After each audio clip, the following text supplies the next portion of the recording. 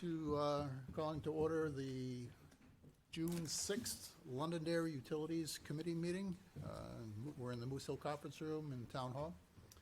And just one note for the general public here, there's two exits from this room, either end of the conference room. If there's an emergency, just go outside through the nearest door and just wait outside until our public safety people come and let you know what the next step is. So with that, we'll open the meeting with the Pledge of Allegiance. I pledge allegiance to the flag of the United States of America and to the republic for which it stands, one nation, under God, indivisible, with liberty and justice for all. Okay, we have a pretty full agenda tonight, so my job is going to be to kind of keep us on track and move us along. So I think with that said, we'll just we'll start. Number two on the agenda is public comment. Any comment from the public?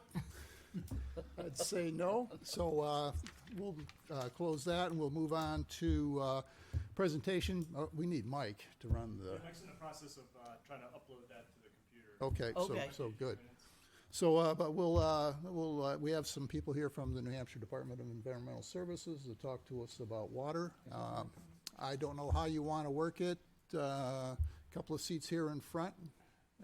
We got the podium, whatever. I think I'll probably go to the computer screen. Okay. Once he gets that, uploaded. Okay. Do you want us to do introductions? Yeah, why don't you do introductions? Come on up and do Yeah, introductions. you can tell us who you all are. Good evening. My name is Jeff Martz. I'm the administrator of the Hazardous Waste Remediation Bureau at New Hampshire DES in the Waste Management Division. Our bureau is tasked with the investigation and remediation of PFAS contamination and other legacy contaminants at contaminated sites across the state. Hi, I'm Amy Rousseau. I'm the PFAS response coordinator for the DES. So I am the point of contact when anyone calls, as well as I administer different funds for different reasons, one of them being the PFAS removal rebate program, as well as the PFAS remediation grant and loan fund. Great.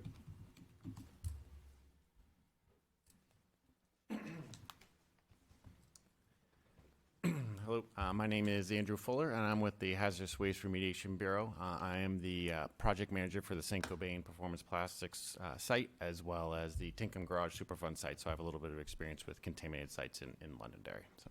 Great. And I'm Brandon Kernan. I'm the administrator of the Drinking Water and Groundwater Bureau. We regulate public water systems throughout the state. We also administer a large number of financial assistance, both loan and grant programs for public water systems, for general infrastructure projects, and also for contaminants and emerging contaminants. Great, thank you. And before we get going, I'd like to thank Mr. Dunn. He's our state rep, member of the committee. Thank you. And Mr. Dunn was the one who was instrumental in orchestrating having the. My pleasure. I'll tell you, anytime I ask Amy something, Amy comes through. So thank you, Amy, for bringing your team here. It's a very good resource. Excellent. I'll second that. Is there a way to turn the TVs on for the committee to see? So they seem to be going off when they should be on when they're forward. But Hey. Beautiful. All right, great. So I'm going to start with just give you a brief overview. I know many of you are well familiar with the occurrence of PFAS in the town of Londonderry, but I'm just going to give a brief overview to kind of set the contextual stage for any questions that might come up. So we're going to talk about PFAS sites, drinking water sampling, and some PFAS occurrence. So I want to point out that PFAS in Londonderry really became under scrutiny about in 2019 when the standards for PFOA in particular and three other compounds that we regulate were lowered to fairly low levels, 12 parts per trillion for PFOA. And there's a few major sites I want to point out. St. Cobain Performance Plastics, located in Merrimack, is an air emitter of PFAS, has impacted numerous wells. And I want to point out the blue line, which is the St. Cobain consent decree. So inside that blue line, St. Cobain is responsible for investigation and remediation. Outside that blue line, they don't have responsibility to investigate through an agreement set up between DES and Saint-Gobain back in 2018. But I also want to point out there are some discrete sites, such as the Manchester Airport, where AFFF has been used over the years, tanker spill. There's the Auburn Road Landfill Superfund site, the Apple Tree Mall, Tinkham Garage Superfund site, and a handful of others scattered across town. So while you can think of this overlay of air deposition from Saint-Gobain, you do have these individual sites. Can we ask questions as you go along? Yeah, certainly. Do we know that there are PFAS contaminants in any of the Superfund sites? There are some PFAS contaminants in the Superfund site, so that's one thing that's looked at each of those Superfund sites, as well as other legacy contaminants like chlorinated volatile organic compounds. So, Right. But which, all 4 of them have PFAS? So Manchester Airport has PFAS related to AFFF use. Right. The tanker spill, I believe AFFF was applied as the tanker spill, and there was also some petroleum because it was a petroleum spill, and they applied AFFF. But when you kind of drill down and look at the tanker spill, I think there's areas around the tanker spill that are impacted by Saint-Gobain, or would appear to be related to Saint-Gobain, and then there's a different type of PFAS associated with the AFFF use around the tanker spill. So it kind of becomes somewhat tricky at times to disentangle the different sources. Well, what about Auburn Road and Tinkham? Auburn Road has some PFAS, but the PFAS at Auburn Road appear to be constrained to the main plume associated with that Superfund site, the legacy contaminants. So they're not really expanding beyond the boundaries of that Superfund site. The plume hasn't moved It all these years? I don't have a lot of detail on that particular one. I could get back to you and talk to the project manager. Tinkham Garage, it's currently under investigation to define the extent of the contamination, and Andy Fuller could talk more about that if you have specific questions after I go through the overview. Okay. So like I said, we have a number of individual sites and then this overall air deposition from Saint-Gobain. Could you just tell us what the pre-GMZ is? So the pre-GMZ, let's see, go back. So the pre-GMZ is an area that both the pre-GMZ and the Saint-Gobain consent decree were part of negotiated boundaries. So these are more of a legal constraint or legal lines drawn as a result of legal negotiations between DES and Saint-Gobain. And the pre-GMZ is a line that encapsulates most of the water supply wells that were contaminated to our prior standard for PFOA of 70 parts per trillion. So most of the wells that exceed 70 parts per trillion are within that pre-GMZ area. And that does not extend into the town of Londonderry. I believe the boundary is right on the edge there. Now, that EPA was not involved in those discussions, in that consent decree? EPA was Or in not a those party of those negotiations discussions. With Saint-Gobain? No, not with Saint-Gobain. Okay. So it's just DES and Saint-Gobain? DES and presumably DOJ. I know those negotiations happened before I joined DES. But DOJ was involved and EPA wasn't? That would be weird. I presume the State Department of Justice. Oh, okay. Yeah. Excuse me, is it possible to see that agreement? Yes, that's on our website. There are links to that agreement. So we could certainly email you a link if needed. Yeah, be helpful to see it in writing, printed. Ray, I can get you a copy of that. Thank you. I'm just confused too on, and a lot of people are, on the boundaries, how the boundaries were actually determined. And because there hadn't been a lot of investigation outside those boundaries when those boundaries were determined. So it's just, it seems pretty arbitrary. Yeah, like I said, those were the product of legal negotiations. So they're not necessarily scientifically derived boundaries. I think the pre-GMZ does encompass most of the wells that exceed 70 parts per trillion. So if you look at that from that perspective, I think that line is fairly accurate in encompassing the extent of 70 part per trillion PFOA groundwater contamination. But don't we have wells, private wells that have higher than 70 parts per billion outside the consent decree? There's a relatively small number, but the vast majority are encompassed within that pre-GMZ boundary. There are a handful scattered around outside the pre-GMZ, but by and large, the vast majority are inside the pre-GMZ. Excuse me. I think, particularly when you're talking about Tinkham Superfund site, there's some over 500. True? Well, true, but we're talking about contamination that is largely attributed to Saint-Gobain. So the pre-GMZ wasn't drawn with respect to Tinkham Garage. That was between Saint-Gobain and the state, so it was independent of Tinkham Garage. Okay. Any other questions on this slide before Yeah, we move do on? you have any numbers, or can you tell us how many private wells that have been tested by DES are outside the line? That's a great question. Let me move to the next slide, which has those Okay, statistics. alrighty, I knew that'd be a question. So I'm going to just caveat, these are draft numbers that I pulled out of a quick analysis from GIS today. So these represent and are approximate totals of wells with what we call PFAS data that are uploaded to our EMD database, environmental monitoring database. And by querying that database, I came up with these statistics. So approximately 2,200, 2,300 wells have been sampled in the town of Londonderry. Roughly 872 of those are located inside the consent decree. So those were primarily sampled by Saint-Gobain. Some of them may have been sampled by DES. And then about 1,400 were sampled outside the consent decree. So of the 2,300 wells that were sampled in Londonderry, approximately 990 exceed the AGQS, or Ambient Groundwater Quality Standard, for PFOA.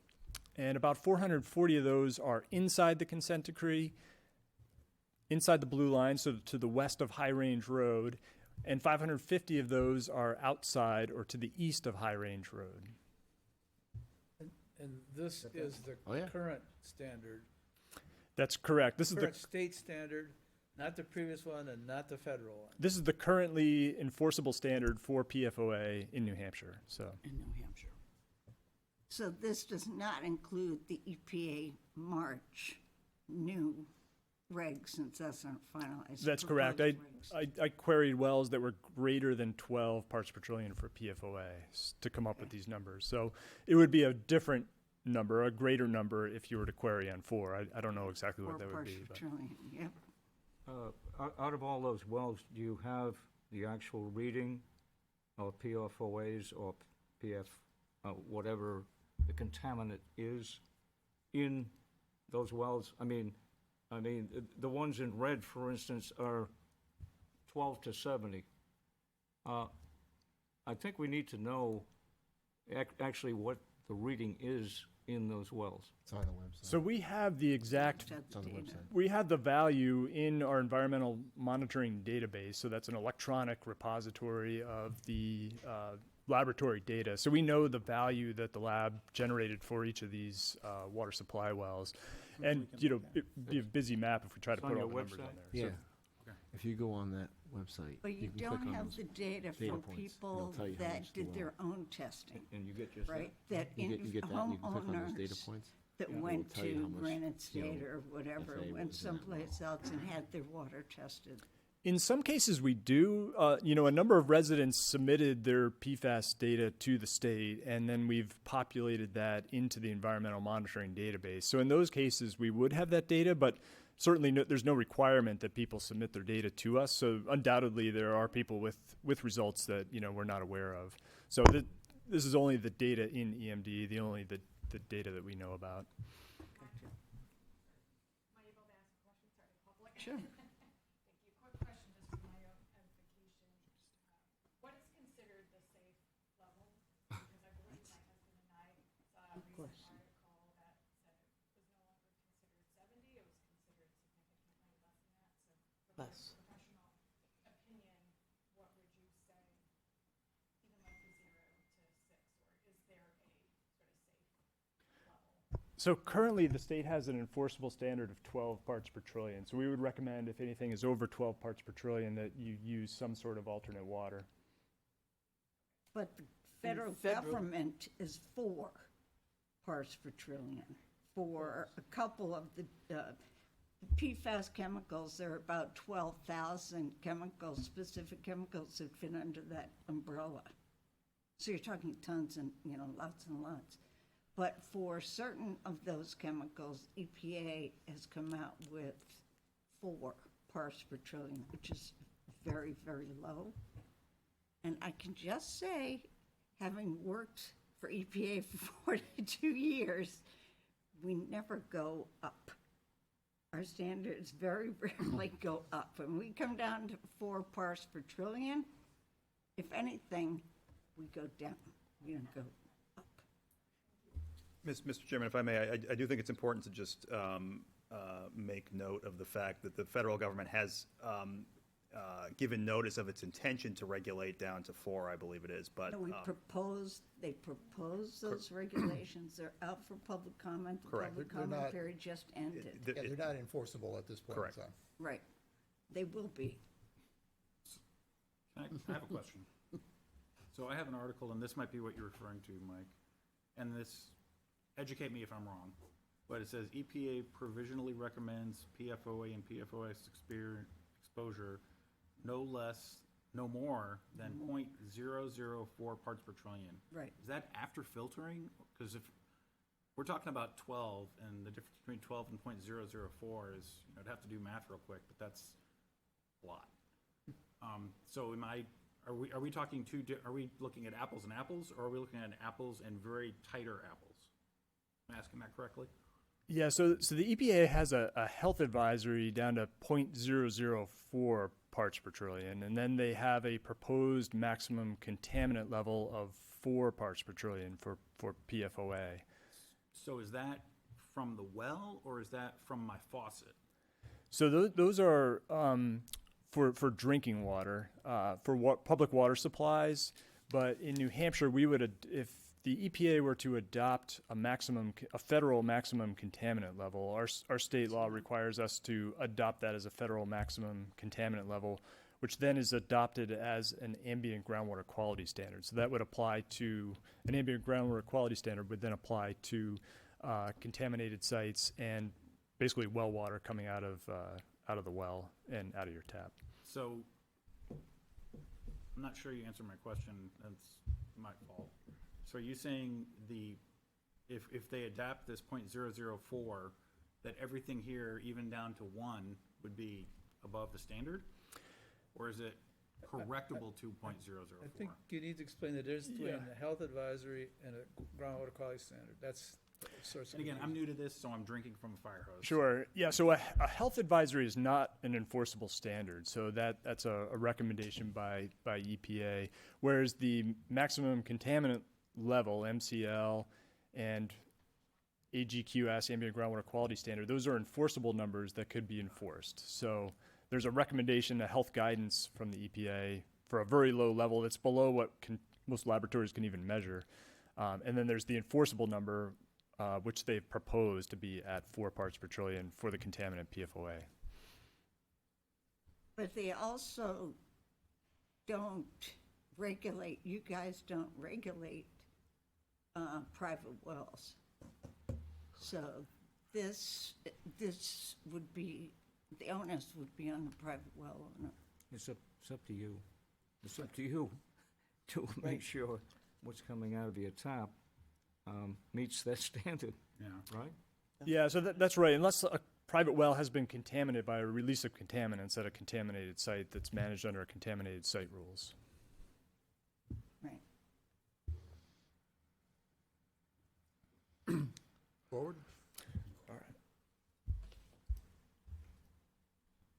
So just to give you a quick overview, inside the consent decree, Saint-Gobain was required to do sampling. Inside the consent decree, they've, in 2019, when the standards were lowered, they issued a sampling work plan. And to date, they've issued 17 addenda to that work plan that worked generally from the outside in, from the higher levels of contamination outside. to get the lower levels of contamination. And basically, there's a lot of colors on this map, but the takeaway is that they've offered to sample or have sampled, nearly all the properties in Londonderry. There may be a few outstanding ones near the Hudson landfill, but by and large, they've either invited to sample or sampled most of the properties inside the consent decree in Londonderry. One thing I often get a lot of questions from homeowners and Andy Fuller, who's now managing St. Cobain. I managed St. Cobain before I became the administrator. Is my well's below standard, but my neighbor's over standard, and is that common? And the answer is it is very common.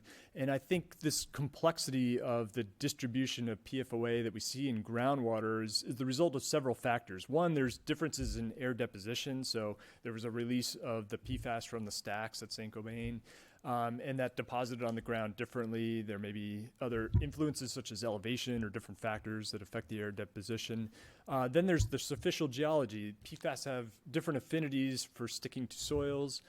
And then there's bedrock geology, and I think there's evidence that certain bedrocks have some influence on what we see in the pattern of PFAS underground in certain locations. And then there's time-related factors such as changes in the types of chemicals released over time, precursor transformation, as well as seasonal variation that could influence what we see and affect this distribution of PFAS at the neighborhood level. Kind of drilling down into just a conceptual model to try and explain, what I'm talking about here. I've got examples of 3 wells. So presumably these wells are all next to each other, got similar levels of air deposition, and the colored arrows represent the concentration in that little legend in the center. So green is below half of our AGQS of 12, and then red is greater than 12. So presumably precipitation falling on that soil becomes contaminated with concentrations of PFOA greater than 12, works its way through. And where the soil is thin, like the well on the left, I think you could find that concentrations entering the shallow bedrock fractures are greater than 12.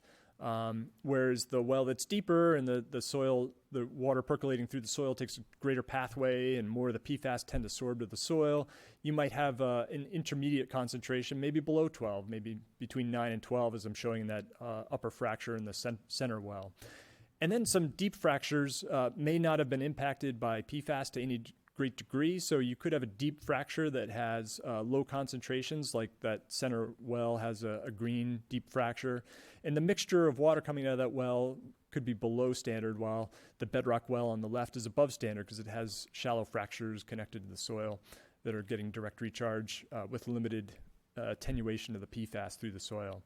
And then on the far right side, I'm showing a shallow overburden or dug well, and that in this instance or example is contaminated above standard because it's relatively shallow in the water table. So just trying to give a profile and an example of the complexity that we look at when as hydrogeologists as we're evaluating neighborhoods with PFAS. And the photo on the left is actually a fracture with water pouring into a well bore. So that's a downhole camera taking pictures of water coming through cracks in the rock.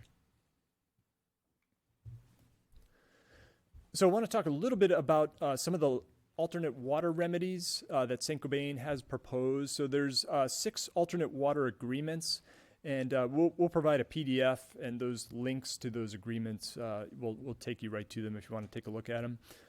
But St. Cobain has proposed to evaluate the potential of waterline extension to 365 properties in Londonderry. Most of those are in the Mayflower Drive area. They are working on a conceptual design or feasibility study that was performed over the winter and spring 2023. We expect to be meeting with St. Cobain in the coming weeks to discuss the results of that. Then they've proposed to connect install 186 point of entry treatment systems in Londonderry. And letters were just recently mailed out to 153 of those property owners to arrange for scheduling of initial inspections by the company that St. Cobain brought on to do this work. Is the money that we applied for in the state revolving funds going towards that, or is it going towards connections outside the Cinco Bain So consent decree area? it's doing two things. It is adhering to the no regrets policy that we don't want to have to dig up High Range Road to upsize the water main if and when Londonderry is ready to proceed with expansions to the water system. Secondly, it is, I believe, will facilitate Londonderry, potentially with Pennachuck as a partner, branching out to the east, outside the consent decree area, in an effort to mitigate PFAS in those heavily contaminated neighborhoods. That are outside the consent Correct. decree. We don't know how many wells that will affect, or how many homes. I think we do. I mean, in terms of that concentration of contaminated homes in that area, I don't have the count, but you could certainly go through and count them. And again, there are no, Londonderry is certainly not pursuing at the moment a specific effort to build that system out into that area. The first step is to ensure that the supply is adequate coming down from the north, and that pipe is appropriately sized. The second step would be to explore where to go from there. Right, 8 versus 16. Correct. Yeah. Yep. Excuse me, I believe there was some discussion about bringing a water line from Litchfield to this area. Was there any discussion about that? I know DES worked with the town of Londonderry to look at some water line options. I'm probably not the person to really address those questions. So maybe after I go through the Maybe presentation, we Brandon, can circle back to that. Might know. So maybe I'll just move on to the next slide. We can revisit that with some of the other folks here. Actually, I guess, Amy, do you want to talk about the PFAS rebate removal? All right, so the DES in their sampling outside the consent decree area realized that there is a large issue in Londonderry with PFAS contaminated wells. So early last year, like January 2022, we went to the Drinking Water and Groundwater Trust Fund and asked for funds to set up a rebate program. It is a statewide rebate program, but it was born mostly out of the issues we were seeing in Londonderry. And so we started that program in August of 2022. It's been very successful. It's a one-time rebate up to $5,000 for the installation of treatment, and then up to $10,000 if people are fortunate enough to have a water main that runs in front of their home that they could connect into, and that's up to $10,000. So what we've seen to date is we've gotten 304 applications from Londonderry alone, and 275 rebates have been issued based on those applications. Just for your knowledge, 50 of them were point of use, 222 of them were point of entry treatment, and then there were 3 service connections, which is good. 2 of them are still under review, but we do have some incomplete applications. We have 6 that are not responding to us, and then 18 that have been denied. And those denials are for various reasons, but some of them, as you can see from that picture on the right, the red X's are the denials. Some of them are inside the consent decree, which makes them not eligible for the program, because the program exists to help those that don't have a third-party assistance. And some of them, I believe, they just didn't have an exceedance of one of the 4 PFAS standards. And so that's where we're at today.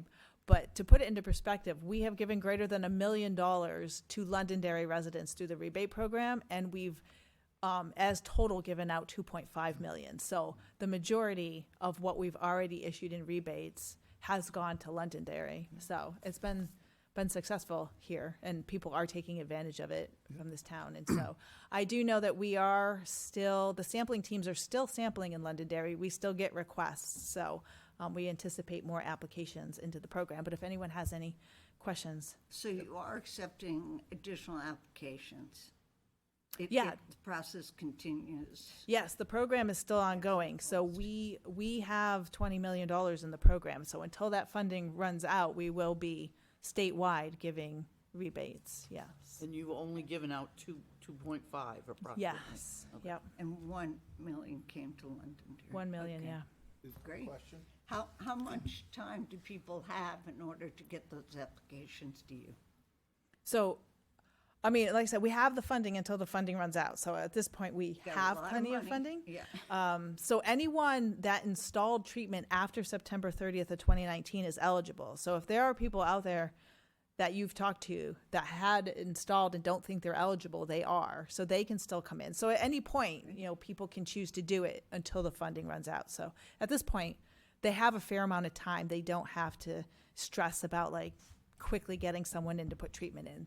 They can take their time, do their research, choose an appropriate system for them, you know, for the operation and maintenance and price point and That's do great. that. So, yeah. Isn't it true that perhaps a lot of them are not able to tap into a municipal line because it's not there? It Right. doesn't run by their house. Right. So perhaps a lot of them would prefer to do that, but at this point, they can't. That could be true. And the filtration system is a great way to go. Hopefully, it takes all the stuff we're concerned with out. I know they got some really good systems now, so, yeah. We are seeing that carbon is removing it to non-detect. So The carbon is doing the It's job. Carbon reverse. it will remove the compounds to non-detect. What exactly does that mean, non-detect? So non-detect is what the lab can analyze, right? So they can only analyze down to a certain level. And then after that, we don't know 100% for sure what's in there. So that, and I think, Brandon, you can correct me, is it 2 parts per trillion they can go down to? They can reliably report down the 2, Yeah. but they can see if something's above 0.8, I think is usually what I'm seeing, but the number is a little fuzzy between 0.8 and 2. Okay, so the systems that have been put in to date, that you have to test after the system is put in, Yes. they show non-detect, so we can assume that it's less than 2 or less. 0.8 or less, if that's the Point actual point detection limit 8 for the or lab. less, okay. And how about disposal of the filtration, after it's been contaminated? It's got to be disposed of. What is the situation there? Yeah, so as of today, it's not regulated as a hazardous waste. So it goes into our landfills. Oh, jeez. Yes. Great. Don't like that. Paul, excuse me, Paul had a question. 304 have applied.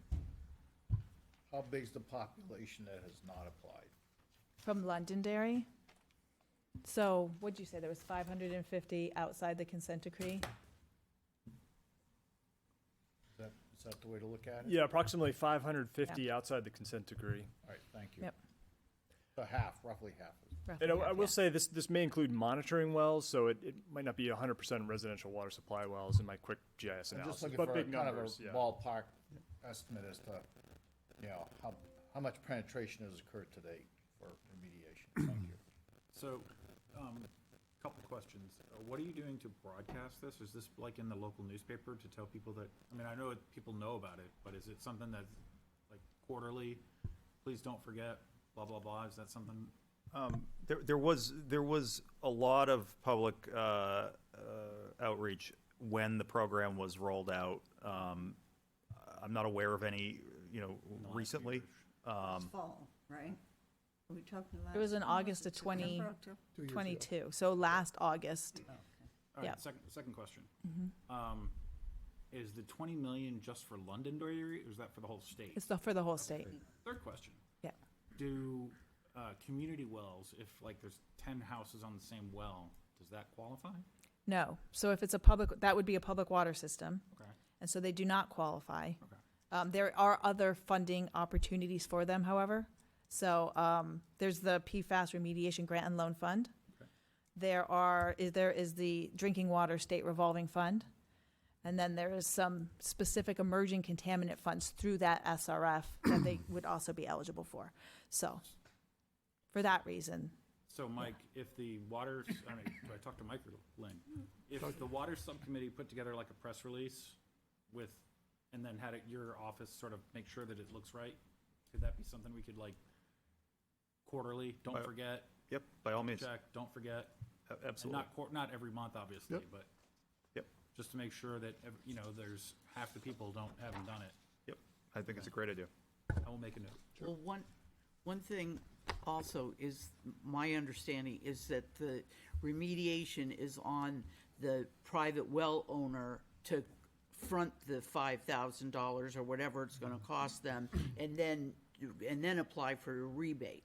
Yes. So, But Martha, you know, not a lot always. of people Yes. may not have So- that money to We, spend. we set it Martha, up, so- yeah, No, is that we set it Mainline up in a Plumbing, for way. example, will do that for you. They'll put the money up front for you. Yeah. There are companies in town that will put the money up front for you. Yeah, so we set it up so vendors can also apply on the behalf of their customers for people that can't afford to front the money. And so I would just have them talk to us. We can give them a list of who those vendors are, and so they can contact them and get pricing. But there's, I think, 7 or 8 we've been working with them, and it's been working very well, that apply on the behalf of the homeowners. Oh, Can we? Yeah, get we that pay them list? directly. yeah, where is that list? I've Probably on your haven't website, seen right? that list. It's not published anywhere, so yeah. Okay. I will say that I was one of the 304 that did apply, and the process was seamless, I thought, so. Oh, thank you. Yeah. Worked well. We were You one have of the, a system in your whole house We or have- in the kitchen? the whole house, we went with the charcoal system, and the water was tested afterwards, and it came back undetectable, so. You're in good shape, huh? All right. So I guess it's worth following up, and, are there plans to do something with these contaminant-laden charcoal filters other than bury them so they can recycle? I mean, I think some of the, I mean, when the companies come in, the vendor treatment, they'll come in, they'll change it out, they take the carbon and they dispose of it how they do it. It can be incinerated. There are not many incinerators that are accepting PFAS waste at this time. So most of it is going to landfill. So until it is regulated as a hazardous waste, that'll continue to be what's done. I mean, there are technologies that are being developed out there to destroy PFAS, and that can destroy PFAS and carbon. So that will probably be one of the ways that it will get disposed of in the future. But until that hazardous waste designation happens, So when It's- you talk about regulated, you mean by the state or by the feds? by the feds.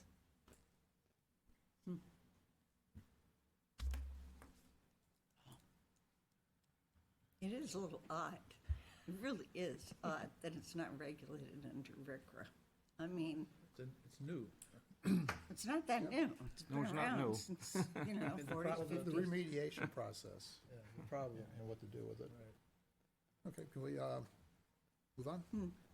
I think that's all we had for the formal part of the presentation. So Okay, great. You'd be able to share these slides with us? We can put it yeah, on yeah, our we could send a PDF of the slides. Great. It would be good to know if we could speak to the RPMs on the Superfund sites to get a sense as, I mean, either, you know, we could talk to EPA folks or you guys, to know a little bit more about, I mean, I guess we can go to the records of decision and stuff from the Superfund sites and look at that information, but it would be useful to know, you know, what PFAS chemicals are in which Superfund sites and whether or not any of the monitoring wells have shown us anything in terms of the plumes moving off-site and what the edge of those plumes are, et cetera. I could invite Andy Fuller. He's familiar with the Tinkham Garage Superfund site. He managed that site for a while. So Andy, can you speak to? Yeah, sure. I can speak a little bit to the federal arena for the sites that are in Londonderry. They're all, I think most federal Superfund sites have screened at least for PFAS to identify whether they're there or not. They're all in kind of different levels, I guess, of characterization. Specific to the Tinkham Garage site, there's been a lot of testing done there. We've got several rounds. That was first tested in the fall of 2018, and since then we've done at least semi-annual monitoring, if not more frequent, of residential wells and monitoring wells that are on the property there. I can't speak too much to Auburn Road landfill, but I know that they have tested for it there. As far as the plume, because it is still somewhat early, we can't say necessarily things are expanding uncontrollably. Specific to Tinkham Garage, we had it, that expanded out into the residential neighborhood there. The Ross and Tokenville Drive area has been impacted with PFAS, as well as 1,4-dioxane. Part of that expansion, though, too, has to deal with the lowering of the 1,4-dioxane standard in New Hampshire from 3 to 0.32. So we're still investigating that to see whether it is actually expanding. We do continue to have regular, we have detections, and we'll get new exceedances of drinking water standards for PFOA and PFOS in the Ross and Tokenville Drive area, though. So it's still in the remedial investigation phase right there, and we'll be rolling into the feasibility study, so. Oh, okay, that's Tinkham is That's just in the Tinkham Garage, yeah. RFS stage? Okay. Yep. Excuse me, in regards to the Tinkham site, there are something like 30 monitoring wells on that site, 375 acres. There's more than 30, but. Okay. Yeah. And there's some new ones that have been put on within the past 2 years that are over 500 parts per trillion. Now, when this stuff falls in the ground, it eventually transfers down and gets into the water. That takes a period of time. But this is still leaching out, off-site, okay, which eventually could end up in Beaver Brook. Yes, eventually. Okay. So Tinkham's a little bit different. It wasn't an air release.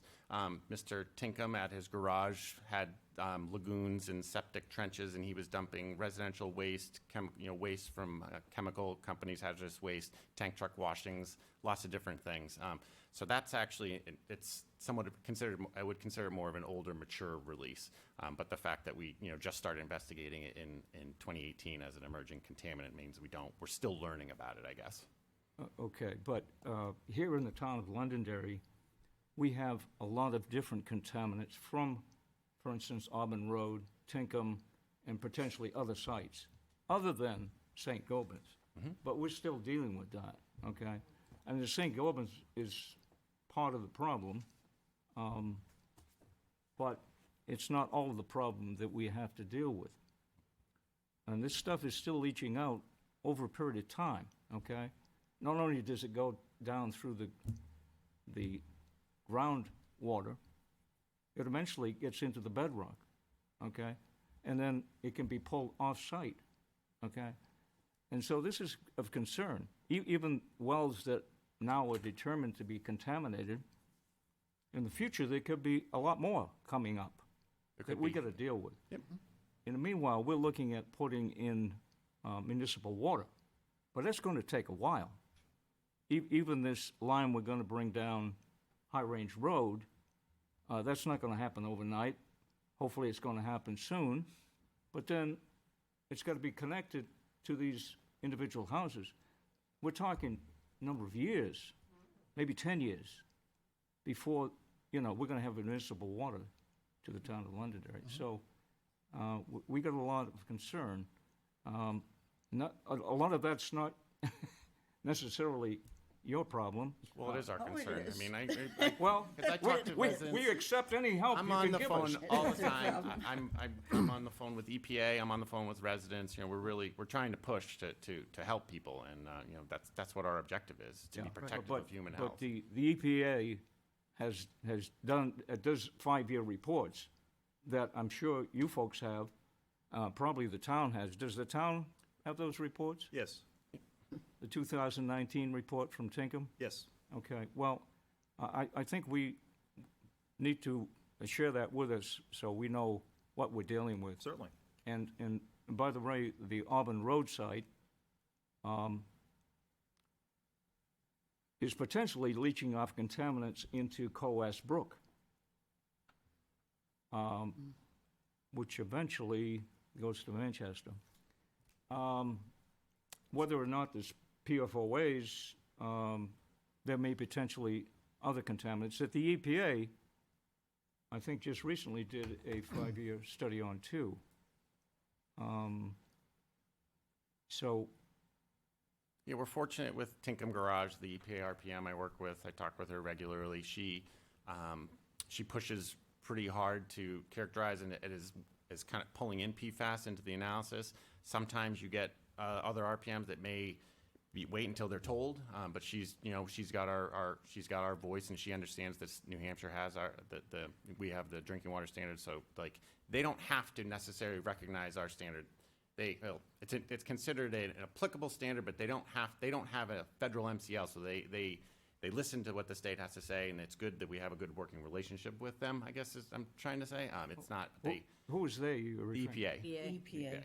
EPA has their own Superfund RPM staff, remedial project manager staff. And they're technically the ones that drive the site and make the decisions, and Well- we are the sister agency to them, and they are fortunate when they listen, but they don't always have to, and we can get in arguments with them. So Well, how about discussion? No, you love EPA. yeah, I told you we have a wonderful relationship with EPA. We're very fortunate that we have them. I got a quick Joy. question. The 153 people that have received letters in Londonderry, if the EPA rating changes in the midst of them getting their POET systems, has there been any discussion of whether or not it's still going to be 12 or before? I'm just wondering if there's been any forethinking as to whether or not the standard would change to 4. So if the standard changed to 4, we would require Saint-Gobain to address contamination they're responsible for inside that consent decree down to 4 parts per trillion. Perfect. Thank you. Yeah, they have to meet or exceed EPA's regs. We would have to, by law, adopt that lower standard. I have one question about that consent decree.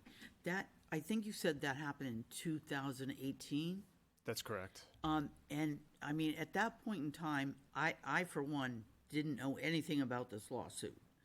I happen to be in a home that is probably less than half a mile away from the line of that consent decree, and my well is contaminated. So I'm wondering how they decided on that consent decree. As Ann said earlier, she thinks it was so arbitrary, and I don't know how much testing. I mean, obviously, I was tested after the consent decree was already in place. Yeah, I probably shouldn't have said the word arbitrary, because I'm sure it was based on the testing, the water testing that was done. But it was at a certain point in time where we didn't know the full extent of the contamination. Yeah, I can tell you in 2019, there weren't a lot of samples in Londonderry. In fact, I think that the town was actually quite proactive in that they've had a program in town, run by the town, to sample water supply wells for a variety of contaminants prior to PFAS. And in, I think, 2018, they sampled, when they did the townwide sampling, which I think was on the order of maybe 50 to 100 homes. I forget the exact number, but I think most of the data we had from Londonderry was largely from the town sampling their own wells when the standard went into effect. So we had some hint in 2019, after the consent decree was signed, that there were going to be some numbers above our new standard of 12 at the time. But there wasn't a lot of data. Like, all the dots on the map were certainly not there in 2018. The map looked a lot sparser in 2018. Joey had a question? Yeah, and it actually piggybacks on Ron. So you just mentioned that within the consent decree, they'll have to go, Saint-Gobain will have to treat those wells that are between that 4 and 12. What about, so right now, outside the consent decree, it's that Drinking Water Trust Fund that is, the state has given to those homeowners. Are you guys thinking about going down to the 4 even before the EPA puts that into place? I do know that there are homeowners that are within that range. They tested below the 12 but are above the 4. Yeah, I think part of the rules, I could have Amy speak to this, but I think the rules of the rebate program specify it has to be above our ambient groundwater quality standard. So if the standard's not 4, they wouldn't be reimbursed at this time until such time that changes. Yeah, so until the standard changes, it will stay at 12. So we're not, I think your question was, today, can we allow someone above 4 to come into the rebate program? At this time, we are not. It will be the 12. What I can say, though, because we made it retroactive, if someone between 4 and 12 today put in treatment and fronted the money, and then we drop that standard, they can come in at the time that that standard gets dropped and apply for a rebate. And we would consider that and refund it. So Is DES currently working on your own regs to bring it down to 4, just in case EPAs do get finalized? I'm just I wondering don't- if anybody at DES is working on that, writing you, their own. you want that microphone? There you go. Pass the microphone. There you go. Thank you. So if EPA makes a new MCL, we will have to adopt that MCL in New Hampshire to maintain our primacy, which is our federal funding to administer a drinking water program. And so what will happen if they adopt it at the end of this year, we would probably have 2 to 3 years to implement it in New Hampshire. And so, yes, we'd be in good position because we already have rules. We just have to change some values and things like that. I will say, don't get too fixated on the 4 parts per trillion. I mean, they asked for comments on a range of values when they posted their proposed MCL. So it could, and they did that historically with arsenic, where they proposed 5, but then they made a final standard of 10. And so That was under a different administration. The administration's changed. We'll see what happens. right. But there could be a different administration before 2 to 3 years after Exactly. this is adopted. I'm not trying to make any opinions. I'm I just know. saying perchlorate was proposed standard 9 Yeah. years ago, and here we are today with no standard. Yeah. So Yeah. there's a lot of uncertainty. I wouldn't be too fixated on 4 parts per trillion at the end of the year. A lot of things could happen. We provided comments. Amy Russo coordinated for our agency on their proposed standards, and we could share those with you if anyone's interested in it. And then I do have a few things to say about public water systems when the contamination site discussion. I know I won't take too long because I know this has probably gone pretty long, but No, that'd be great. Oh, please. Oh, one more question? I have one more, just, I hope it's a quick question. Is there any way, when you're looking at the chemical profiling of the PFOAs, I know you can't test for everything, so it's just a select few that you test for, correct? Can you look at the percentage, like, is there a fingerprint to say, this most likely was from that atmospheric deposition, this was most likely from the, release from the Tinkham site? Is there anything like a profile that you can see when you're looking at those samples? I think there's a lot of complexity when you're looking at percentages of PFAS because, like I mentioned earlier on, that PFAS have different affinities to stick to the soil. So, if you had a cup that was equal parts PFOA and PFOS and you poured it on the ground, if you measured that as it traveled through the ground, you might find more PFOA relative to PFOS as it moves through. But that being said, I think there are ways that you can look at the PFAS that are present and sometimes differentiate AFFF from, use the example of the tanker spill. We can see where the tanker spill occurred. But admittedly, there are places where you get to the distant ends of that plume where it's hard to differentiate between air deposition and the tanker spill. So there's a lot of complexity there. I've looked very closely at the data on the St. Gobain property itself, adjacent to the facility, and I would say that there are multiple fingerprints just on the monitoring wells immediately adjacent to the facility. There's all different percentages of the individual PFAS, so there's no one single St. Gobain fingerprint, but I'd say in general, St. Gobain's PFAS emissions are dominated by PFOA because that was the chemical they primarily had in their formulations up until about the year 2006. So a lot of PFOA was emitted. So generally a signal that we see elevated PFOA, it's often an indication that St. Gobain had a contribution. Brendan, this is sort of a future question, projection question.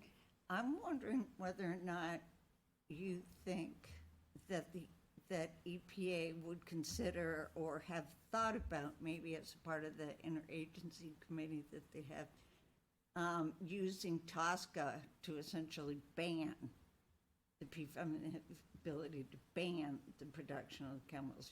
Do you think the agency would move in that direction? Well, they've already, through various mechanisms, banned the production of PFOA and PFOS, except for very small exceptions in the United States.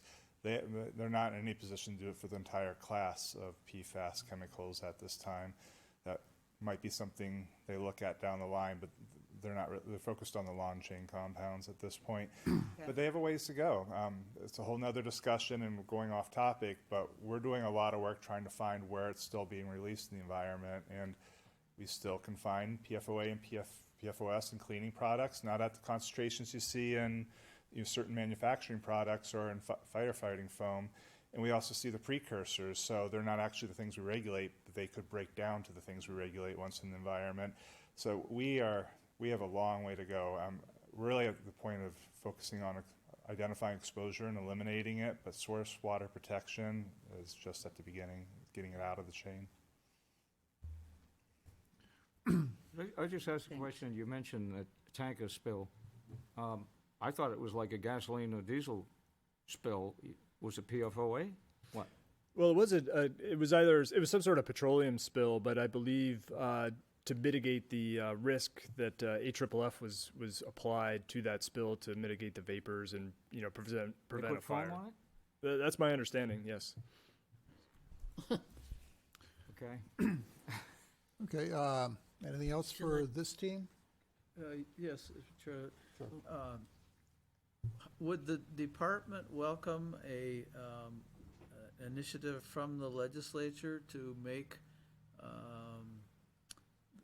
the expended filters or any other system that would contain the concentrated PFAS into a regulated contaminant? Do we have to wait for the EPA, or could we act at the state level? Yeah, that's probably a good question for our Solid Waste Management Bureau, because they currently regulate what landfills. So I can't really answer speak for them or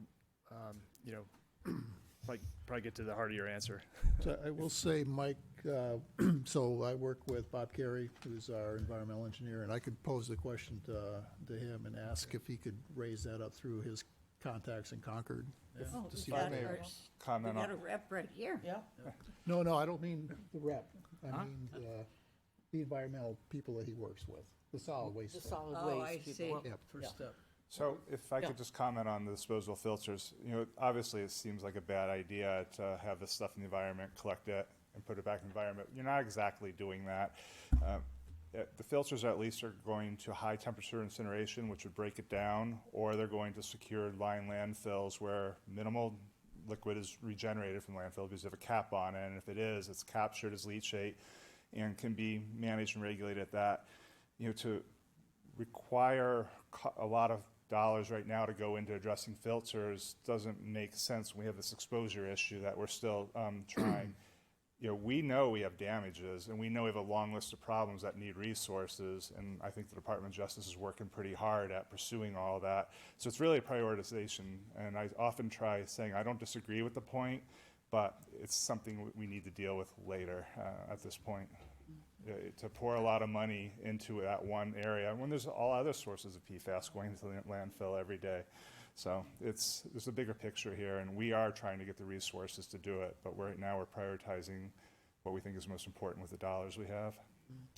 Yeah, I could point out to the committee that Vermont did a study on some of the solid waste products going into their landfill where they sampled them for PFAS, and like upholstery of certain used furniture had very high concentration. So I'm not sure, from a mass standpoint that, the spent drinking water disinfection or removal products, might pale in comparison to that. It'd be interesting to look at that Vermont report. It might give some insight.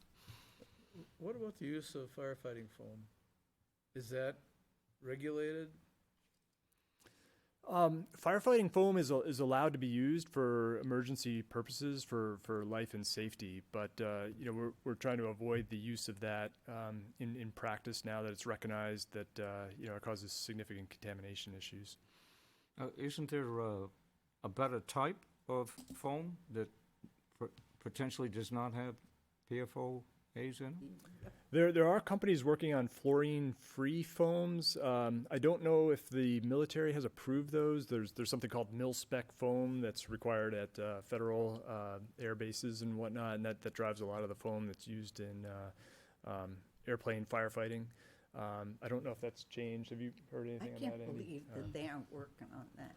The I- DOD is not working on changing the mil specs. I think they are working on it. but Yeah. It's hard, well, they have it in place as a law, it has to be used at those mil specs. I don't think it's been quite approved yet for other types. I think the PFAS is so effective at firefighting and knocking down fires that I think the replacements aren't as good. So they're trying to balance, I think, public safety and protection of the environment. Okay, I'd like to move on and give Brandon the microphone. Thank you, and I can give an abbreviated overview of drinking public water system considerations in town, and perhaps at another meeting, come back with Mike Unger, our senior engineer, who's really the expert in southern New Hampshire and specifically in Londonderry. But there's a lot going on, and there's really a sense of urgency if you want to take action on public water system activities in town, to either expand it or connect smaller systems to the existing core system. There's a window of funding for about 3-4 more years, a surge in funding that we've never seen before. That'll probably drop off to levels that were below the surge in funding afterwards. And a lot of it's targeted towards PFAS and emerging contaminants. And so while these are complex issues and it takes a lot of community consensus building to pursue these projects, the window is tight, is what I'm trying to say, for federal funding. And it's probably going to be all the tighter if EPA does come out with a final MCL for PFOA, that is for later this year, because we will double the number of water systems in the state that are going to have exceedances and be seeking these funds. But the time is right for this committee to focus and urgently focus on public water systems. We have the feasibility study coming out in a couple weeks, or soon, I guess. I don't know if it's a couple weeks from St. Cobain. You have your planning study that the town completed with Weston Sampson to conceptualize cost and where the water system could be expanded. And then there's this bigger study occurring for all southern New Hampshire, figuring out, is there enough water? Primarily, does Manchester and Nashua/Pennachuck have enough water for the whole area? And so you're going to have all the parameters on the table that you need. And so it's really going to have to start getting to, what does Londonderry want to look like? How do they want to leverage work that St. Cobain might do and these available funds to expand water system to address areas outside the consent decree, to address economic development, or to just have fire protection in certain areas even? You have to make decisions relatively quickly on how you want your water system to look going forward. Do you want to continue to work with Pennachuck or make your own water system, which could have tax saving considerations, but obviously put a lot of burden in initial legal work on your behalf? One area where you can really help advocate for financial assistance is identifying systems in your town that, and they don't even have to exceed our standard necessarily, but that would qualify them higher in our rankings, that might be considered disadvantaged. Small communities that are either isolated or have below average median household income. It just raises their priority for getting financial assistance. So Does that have to be done by census block? it can be done by a system base. You can do a water survey of the actual system. So if it's a condominium association or a mobile home park, you can actually just survey the residents separately. But you can use census blocks, but that's usually not as granular. Yeah. So we are doing a lot of work right now in Londonderry. There's 5 systems that are getting assistance from one program or another to address PFAS, 2 that have considerations for where we provided extra funding so they could do the no regret policy, upside piping as they expand and connect to nearby systems, so if other connections come on, that they can take advantage of it. I haven't seen your application, but I'm sure my colleague, Jonna McKenna, has, but I think it's a really good idea that the town applied for the High Range project. That's definitely a no regret project. And the legislature is looking forward to your point, Mr. Breslin, water coming from Litchfield across from the river. There's a bill, Senate Bill 169, that proposes to fund $9 to $10 million to bring more water to southern New Hampshire from Nashua. There's enough water in Nashua, but not enough ways to get it here. And Manchester has enough water now, but has a lot of future commitments. And so this water line would not only help potentially Londonderry, but also Hudson, Wyndham, Pell, and Plastow. That bill has made it through the House. It's made it through the Policy Committee in the Senate and is with the Finance Committee in the Senate. And I'm not sure if they're going to act on it, roll it into the overall budget, or do nothing with it at this point. But we'll know in a few weeks what their intention is. Do you guys happen to know which state senator sponsored it? I'm not sure who the lead was, but I can readily find that for you. I think Senator Carson was at least a co-sponsor. Sure, I hope so. Who was the Yeah. co-sponsor? Carson. Oh. I kind of like the idea of it coming through Litchfield, because it could take care of the people that are most impacted to the west of the descent creek. And I believe Pennachuck has already put water lines into Litchfield, right? They have water lines, but there would be new transmission lines needed to meet the supply demand and for Londonderry's build out. So they would have to put in additional piping. But there is, yeah, they definitely have a crossing in Litchfield and are serving the contaminated wells there. Yeah, which also services, they also service Hudson, I believe, and even part of Londonderry. Yes, Hudson has 3 wells located in Litchfield. 2 are contaminated, so they are getting water from Pennachuck at this point and are looking at a long-term option for their water supply if they're going to continue using the remaining well or not.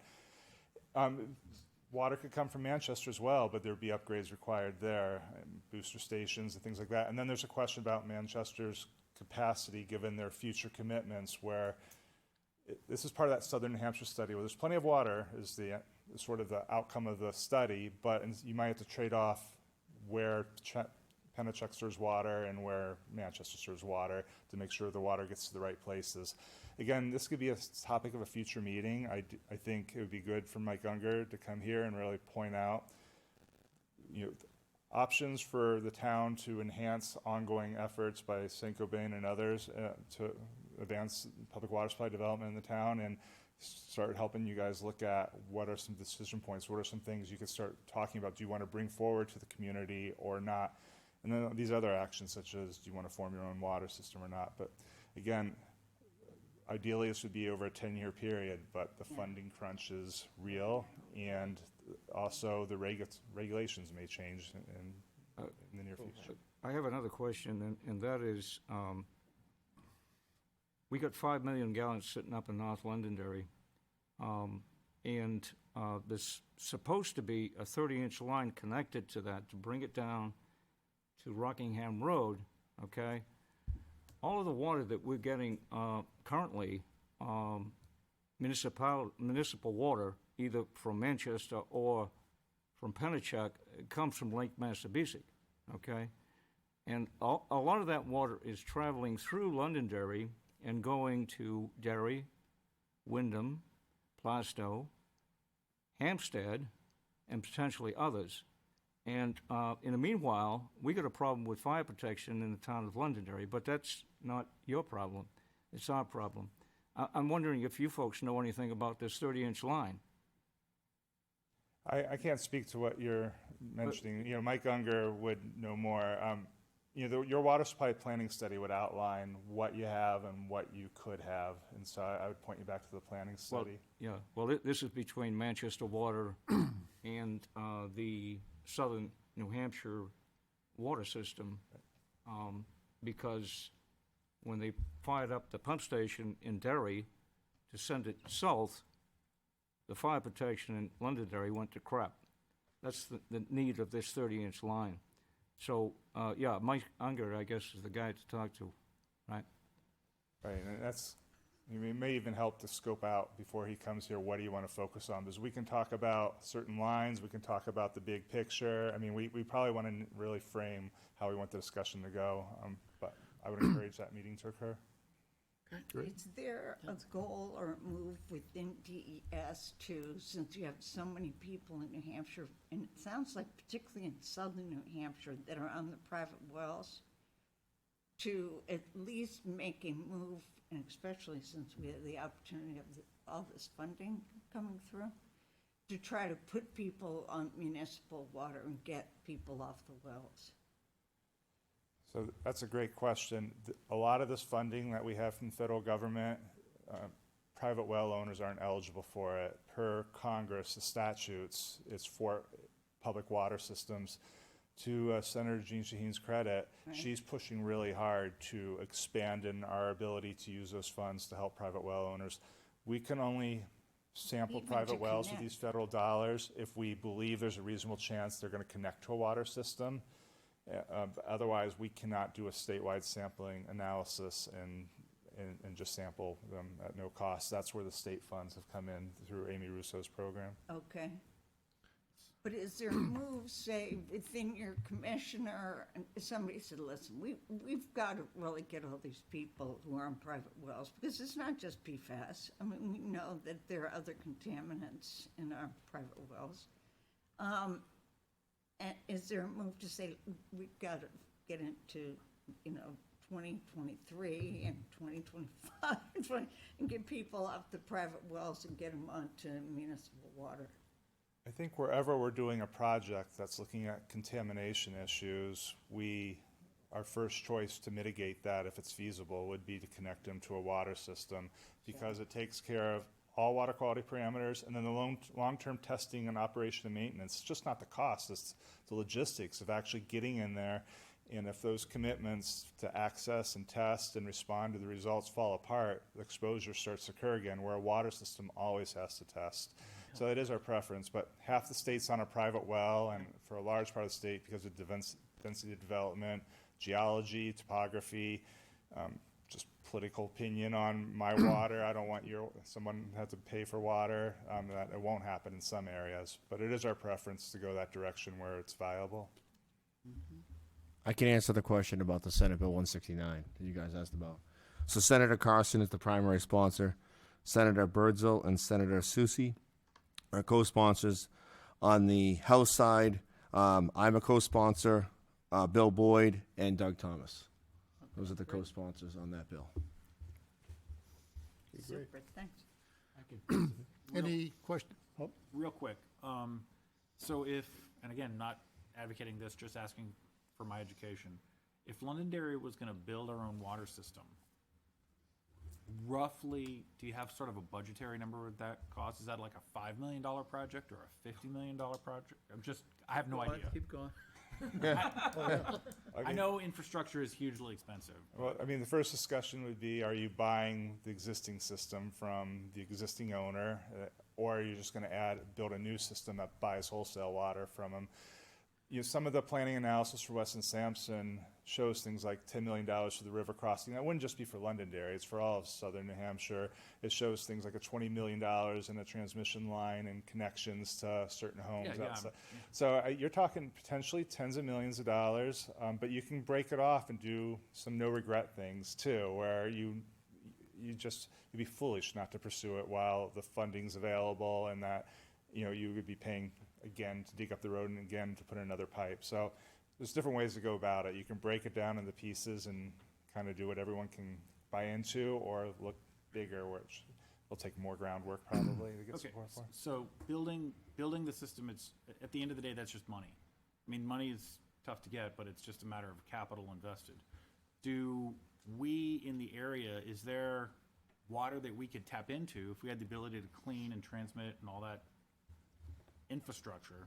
Is there water that we could get our hands on that we could say that, drop a pump into the Merrimack? And I'm guessing, I'm not recommending, that there's a place where we could get our hands on water without getting somebody else's. Where does the water originally come from? Is that someplace? Is that someplace? I mean, Do you understand my question? Yeah, Again, if you could have drinking from a fire hose, and I apologize if I'm asking questions that. You could have a blank sheet of paper and build yourself a sustaining water system, and build your own treatment plant, your own pipes, and your own tanks. The more feasible way would be to buy wholesale water from Pennachuck or Manchester. Got it. Manchester's water coming from Lake Massabesic, and also soon the Merrimack River. Pennachuck's coming from the Merrimack River. Any analysis would probably show building your own treatment plant would not be the most feasible option. Yeah, that's fine. Okay. do you have any questions for us? I think I just have a couple the more. last question. I was wondering, if DES gave some consideration to opening up the consent decree and expanding the consent decree boundaries? That was my first question. And what is, I'm sure it's a political question, but I'm curious as to whether or not that there have been internal discussions within DES to do that. So I think the consent decree is between two parties, Right. the state and Saint Cobain. So I think while we would like to see expansion of the consent decree boundary, I don't think Saint Cobain really has any interest in expanding that. But what happens if some, you guys go to EPA and EPA says, well, we can work with you guys. We can develop another consent decree or expand this and open this up. Has there been any sort of consideration to bring in other parties to the consent decree, or have EPA issue a consent decree on the portion that's not under your consent decree? Yeah, the EPA was not a party to this They did consent not. decree, so it wouldn't apply, for federal. But I'm not going to comment any further. Yeah, okay, got it. Okay, any questions of us that we can answer? No, thank you. One other question while Amy's there. I got something in the mail that said that I was in 500 feet of a contaminated well. Does that entitle me to have free testing? Yes, It does. yes. So Okay. call the number on the letter. And What letter?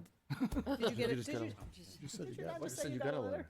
Yeah, but I can't find the letter. Oh, okay. Call Amy. You can go on the website and request sampling. If you need help with that, you know how to get a hold of me. You can call me tomorrow, and I will help you. I will help you get Oh, on the thank list. you. You're Thank you. welcome.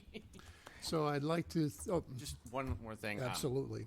If you're going to be doing a news blast on the rebate program, Saint Cobain has recently agreed to start their own reimbursement program for people that had already put in filters. I know there's only probably a handful of homeowners that fall into that category if they're within the consent decree area and they've already installed a filter, but they're supposed to be having a program go live on July 1st. I don't know exactly what it's going to look like. I don't, it's a private company working out their own details, but it's probably something that will be beneficial to have in that, any sort of announcement if you've worked it up for people. Yeah, I'm sure Mike will be well aware of that, and we'll craft it accordingly. Absolutely. Great. Thank you very much for your time. Thank you. Thank you. Excellent information. I think we all agree that it was great to have you here, and I think we all learned a lot. Appreciate your overtime. Yeah, definitely Great, thank you. appreciate it. Thank you so much. Thank you. Thanks a lot.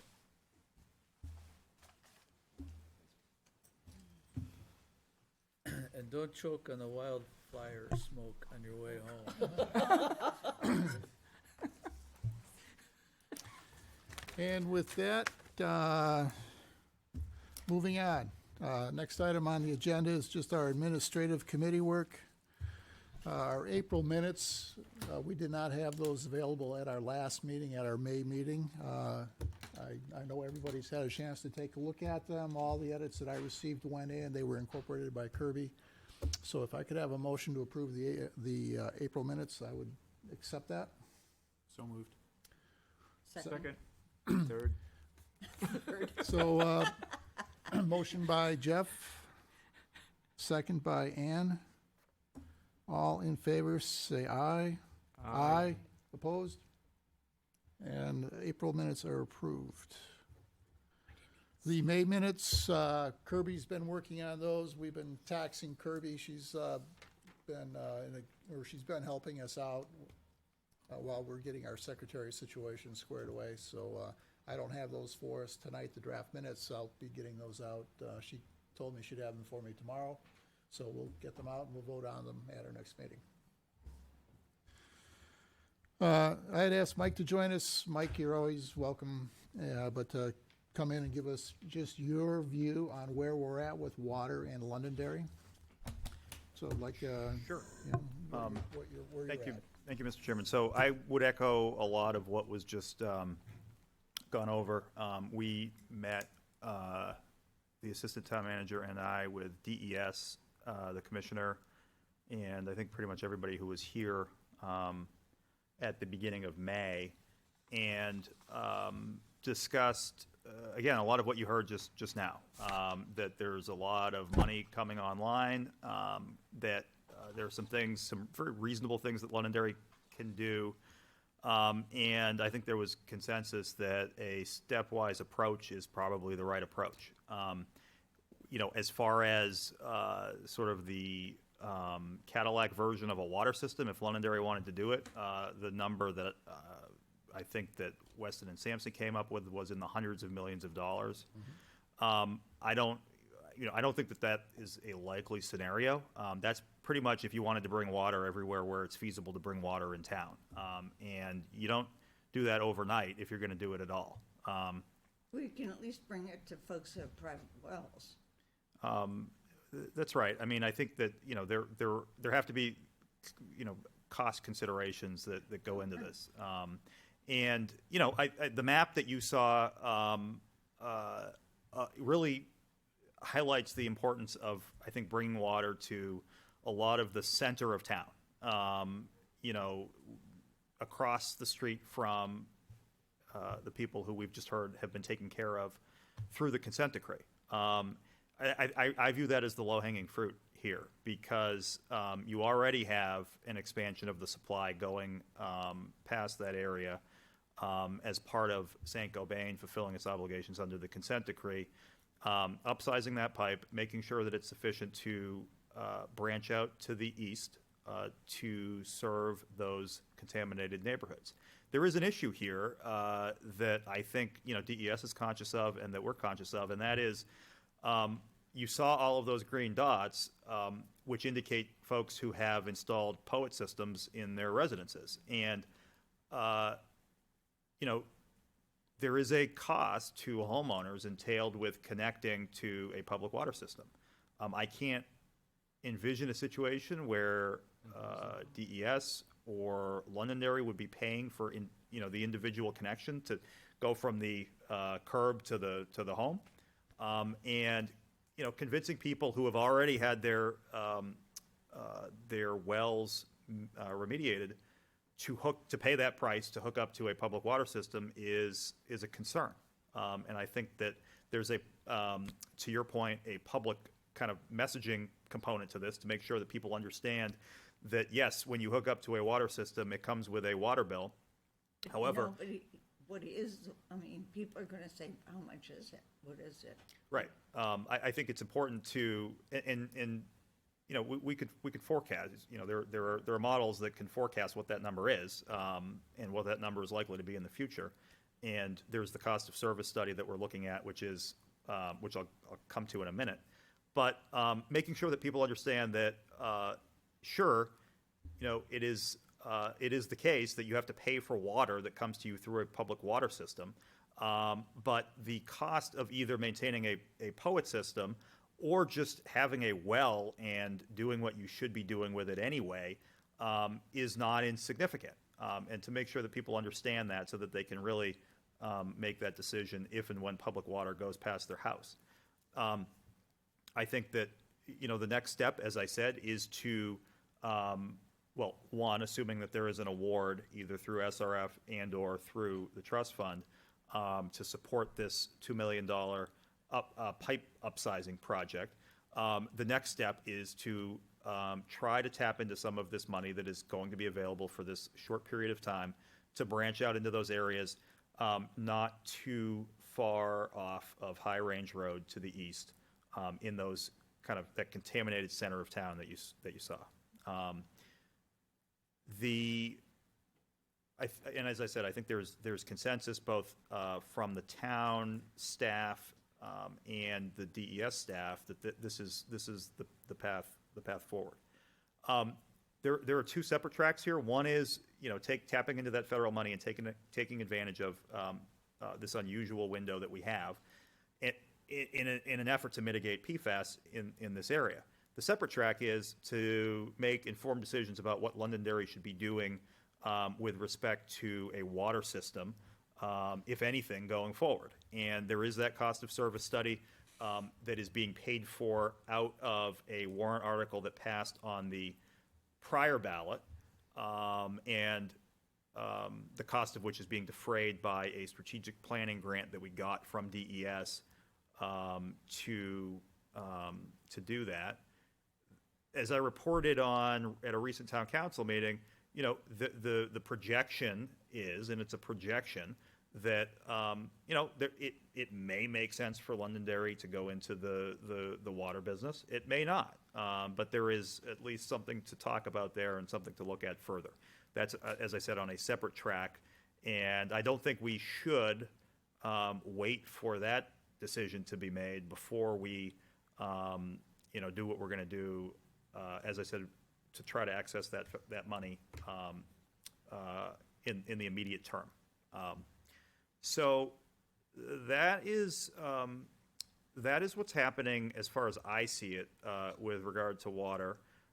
We did retain Weston and Sampson, who has done a lot of the feasibility work for DES and has helped us, because frankly we're at the point where we need sort of on-call engineering assistance, and Weston and Sampson has been very helpful in putting together the SRF application and in kind of coordinating what different communities are doing on this, because you know, other communities are making the same decisions that we're making right now. Hudson, I think, is a lot farther along. You know, they sort of were where we are now 10 years ago, is my understanding. But certainly Litchfield is looking at this and making some decisions.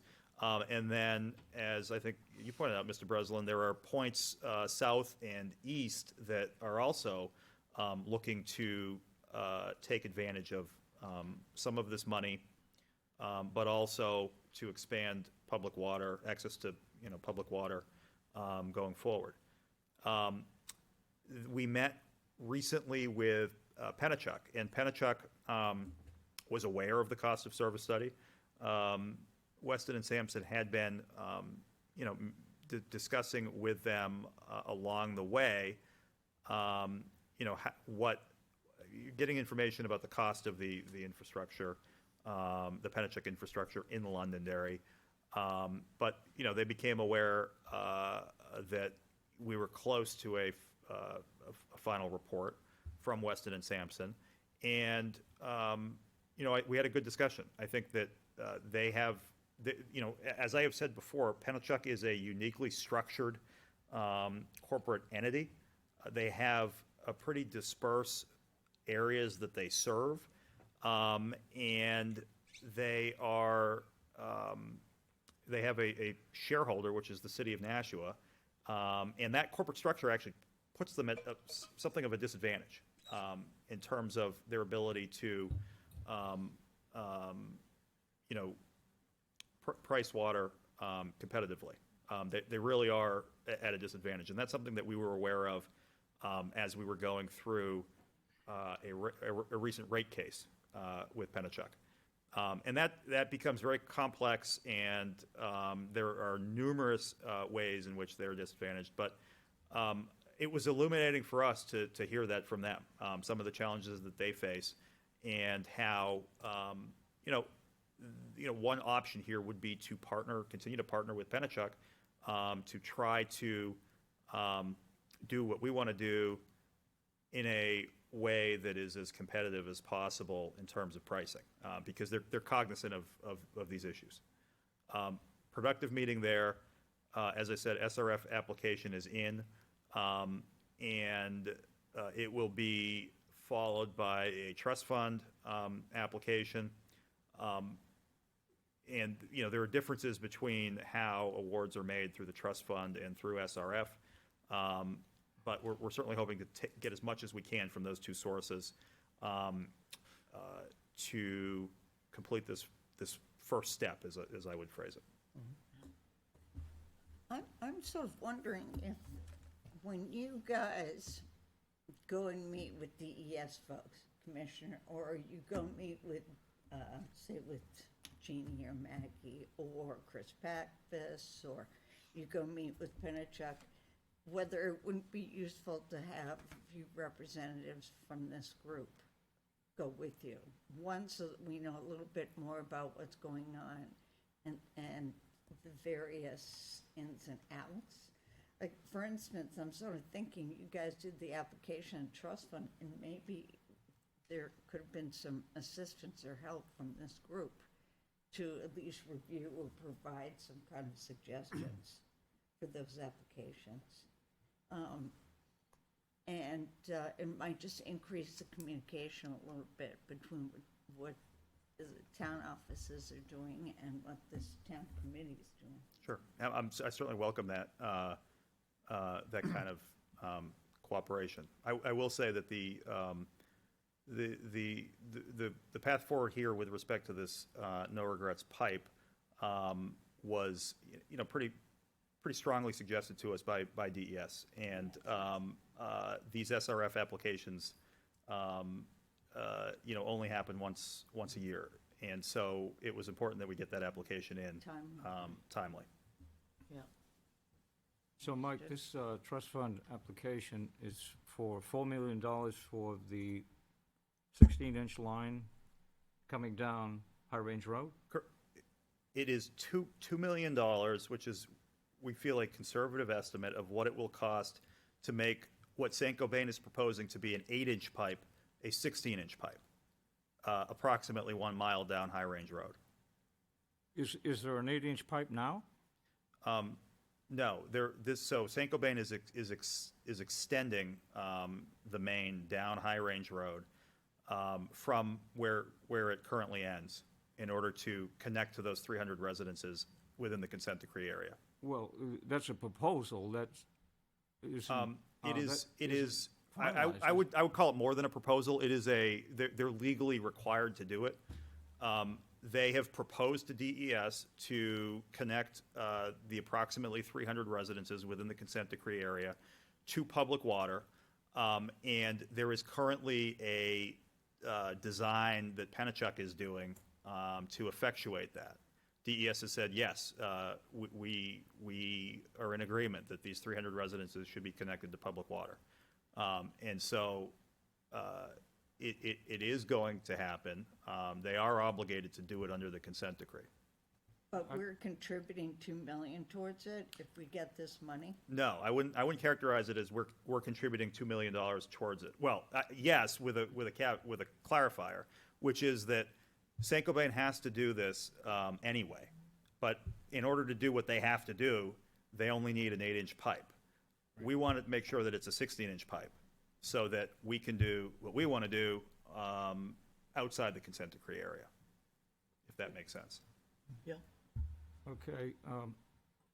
But once again, what I brought up earlier in regards to potentially there's been discussion about bringing a water line through from Penachuk through Litchfield to the consent decree, which is the people that are most impacted at this time. And we really don't know what the status is of that. The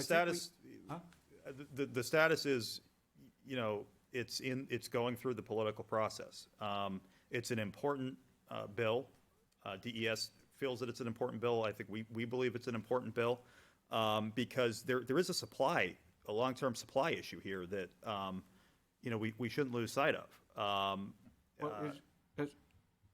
Sharon Carson is the one that brought this up. Mm-hmm. Has she discussed that with you? I haven't had the opportunity to discuss it directly with Senator Carson, but what I could tell you is that we believe that this is an important bill. We believe it has, and I would defer to Representative Dunn, a very good chance of making it through the process. So far, it's passed the House, it's passed the Senate, it's in finance. So finance is like the fourth branch of government. Right. They have to finance the bill. If they finance the bill, then it comes back to us, we sign off, we basically give a verbal approval, the Senate does, and then the governor signs. This bill, is this line coming through Litchfield? Yes. Well, it's not it's to get the water to the east side of the river. Exactly. Mr. President, it is important to note that there's additional work to be done from that point to get the water into Londonderry. Right. And there are significant gets it legal across and the river. engineering decisions that, and issues that need to be sorted. With all due respect, I think we need to know that. We need to know where that's at.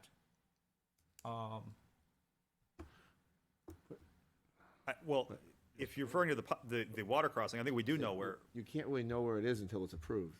Right. You know what I'm saying? Like, it's not approved yet, so I can't tell you where it's gonna be, because Well, I don't know, if the finance committee decides not to fund it, then it's not gonna happen at all. You know what I'm saying, Ray? So, we've all approved it through the process, Yeah. but if it doesn't get funding, it's not gonna happen. So it's hard for me to tell you where it's gonna be if it's not funded. It's not gonna be anywhere. Does that make sense? Okay. So if it gets funded, then I can say, hey, Ray, we got it approved today, governor signed it this date, it's gonna be here. But Okay. it's hard for us to tell him where it's gonna be Right. right now, because it's Right. not financed. Right. But I think Ray is saying, where are the plans for it, though? Are there some, is there a sketch or an outline of what the plans would be if it was financed? I mean, in order for the finance folks and for you guys to approve the bills, Okay, there must well, have been some maybe I description. misunderstood That what makes sense. Sharon Carson Right. said, but, Well, I would have, I'm sorry. I didn't mean Go to ahead. cut you off. go ahead. I would imagine, to your point, Ms. Fenn, I would, You I don't would, have to call me Ms. Finn. You can just call me Ann.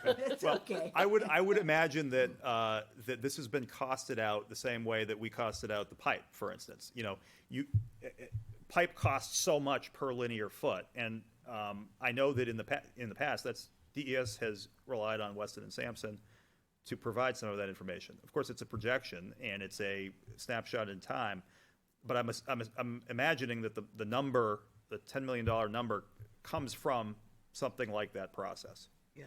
I think you were more focused on the location, right? Rather than the cost of the pipes, as to where the pipes would actually go. Well, I want to know about both of them, Okay. okay? And how they're going to interact, okay? I mean, all of these are going to connect together eventually, okay? I hope. That's the way they work. And I think the more we know, the better. Yep. As Well, soon as we I know should something, know- Ray, I'll communicate it to you. Huh? How's that? As soon as I know something, I'll let you know.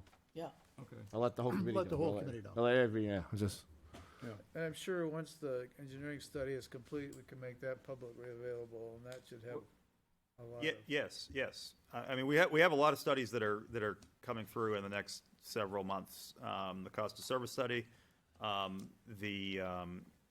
was a reference to the Southern New Hampshire study. So we're getting a lot of data fast, and I think that my message would be let's take it stepwise. Let's make sure that we understand what has to happen first, and at the top of that list is the supply. Where is the water coming from? Is the pipe as big as it needs to be? And I think that not losing sight of what steps 2, 3, and 4 are, but kind of taking it that way. Makes sense. Yeah, it's easy to get overwhelmed with all this information coming through. Absolutely. Correct. And I think that, in some of the prior discussions, it was, well, do you want a $400 million water system or not? And I think that, we need to just understand that even if you wanted a $400 million water system, it doesn't come into being overnight.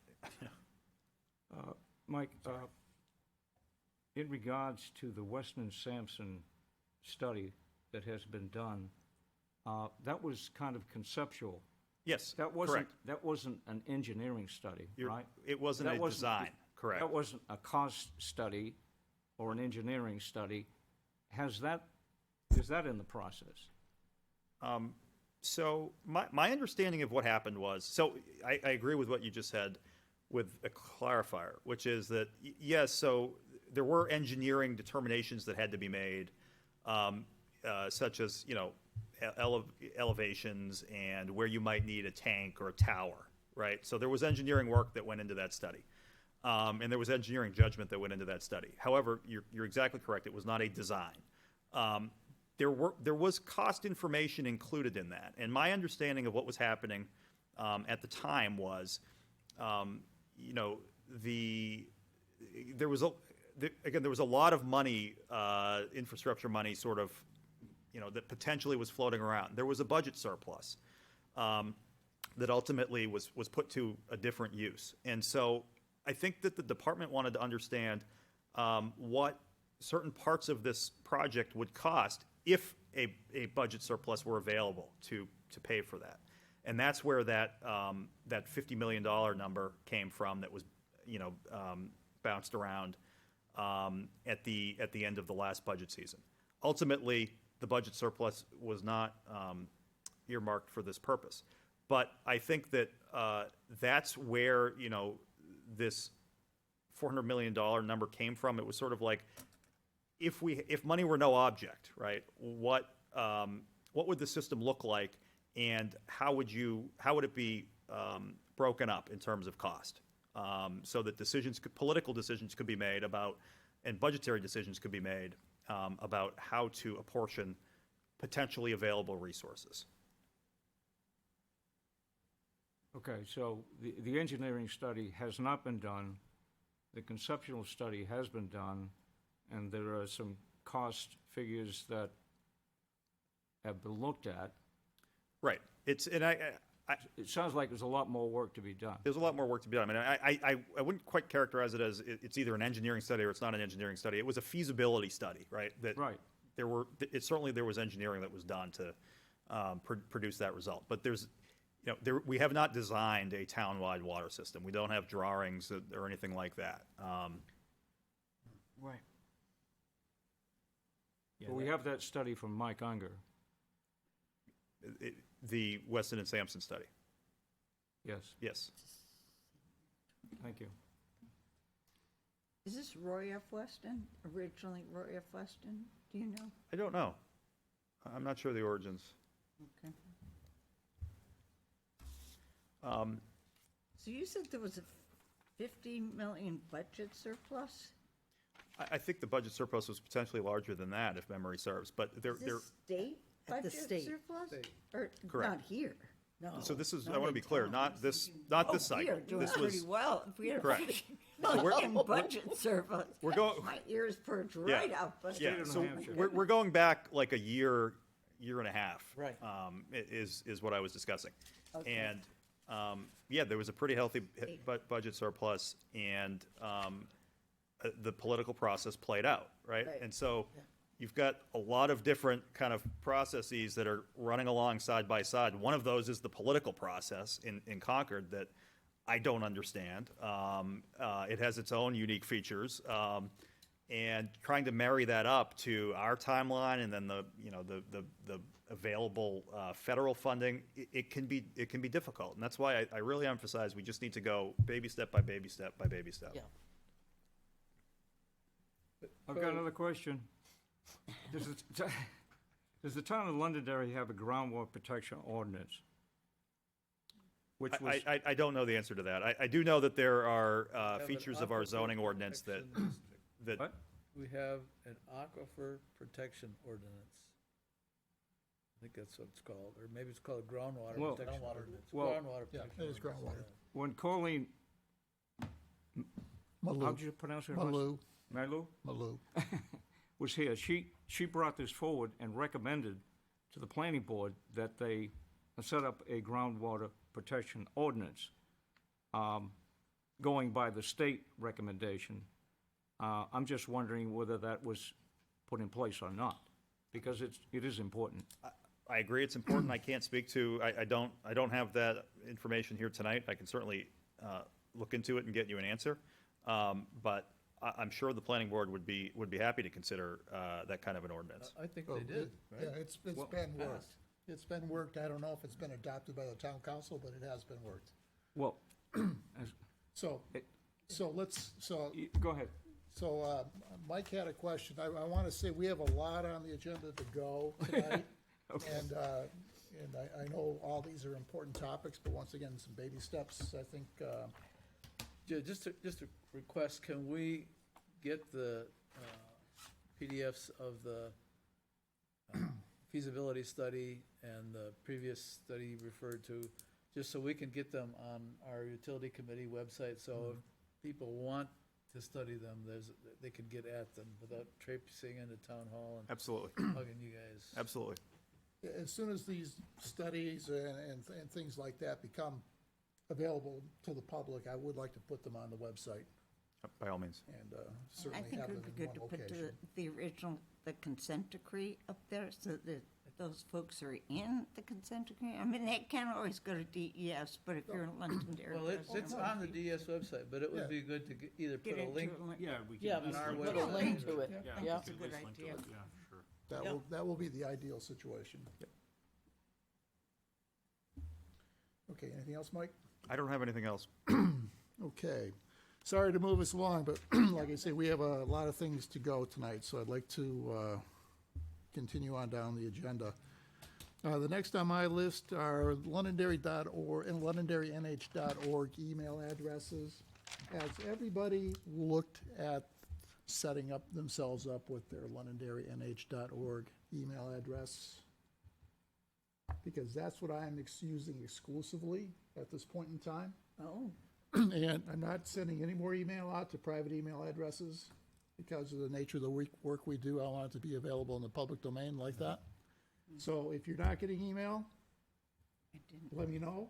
But if you're not checking your email, then do that first, please. Who do we see to get that resolved? So Kirby Brown. Thank you. So I have my email address. Yep. But you're saying setting up, Well, what set are you up. talking about here? Are you using it? No, as a matter of fact, I'm not. Then you're not going to get any more email. Okay? No, That's why I didn't get your email. exactly. So Ray, How do you get on it? I can help you with that, or come down. Use the to web Kirby. browser.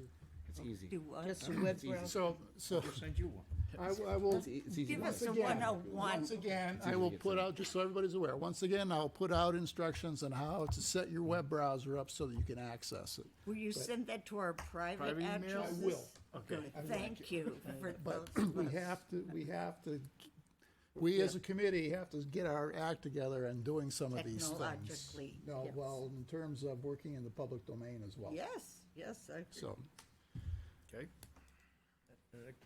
Martha and Paul, I can tell you, yours aren't working because whenever when I send you stuff, either you don't get it or you only get it on your personal. So Right. you need to talk to Kirby.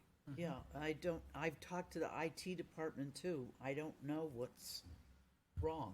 we can make it happen. All right, well, I've been trying very Well, hard. that's good, I'll help that's good, but, I'll help you, and, Ray. Thank you. we got to make it happen, okay?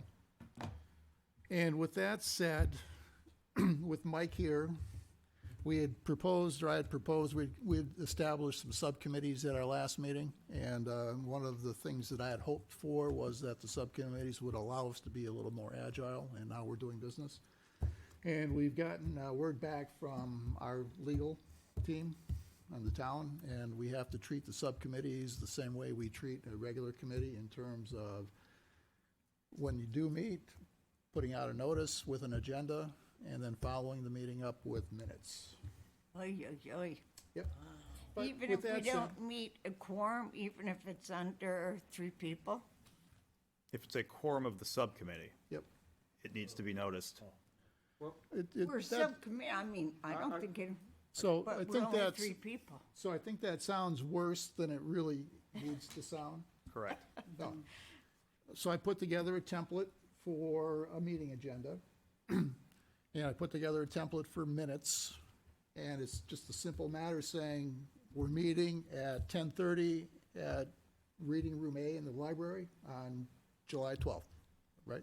And here's what we're gonna talk about. We're gonna Right. talk about solid waste.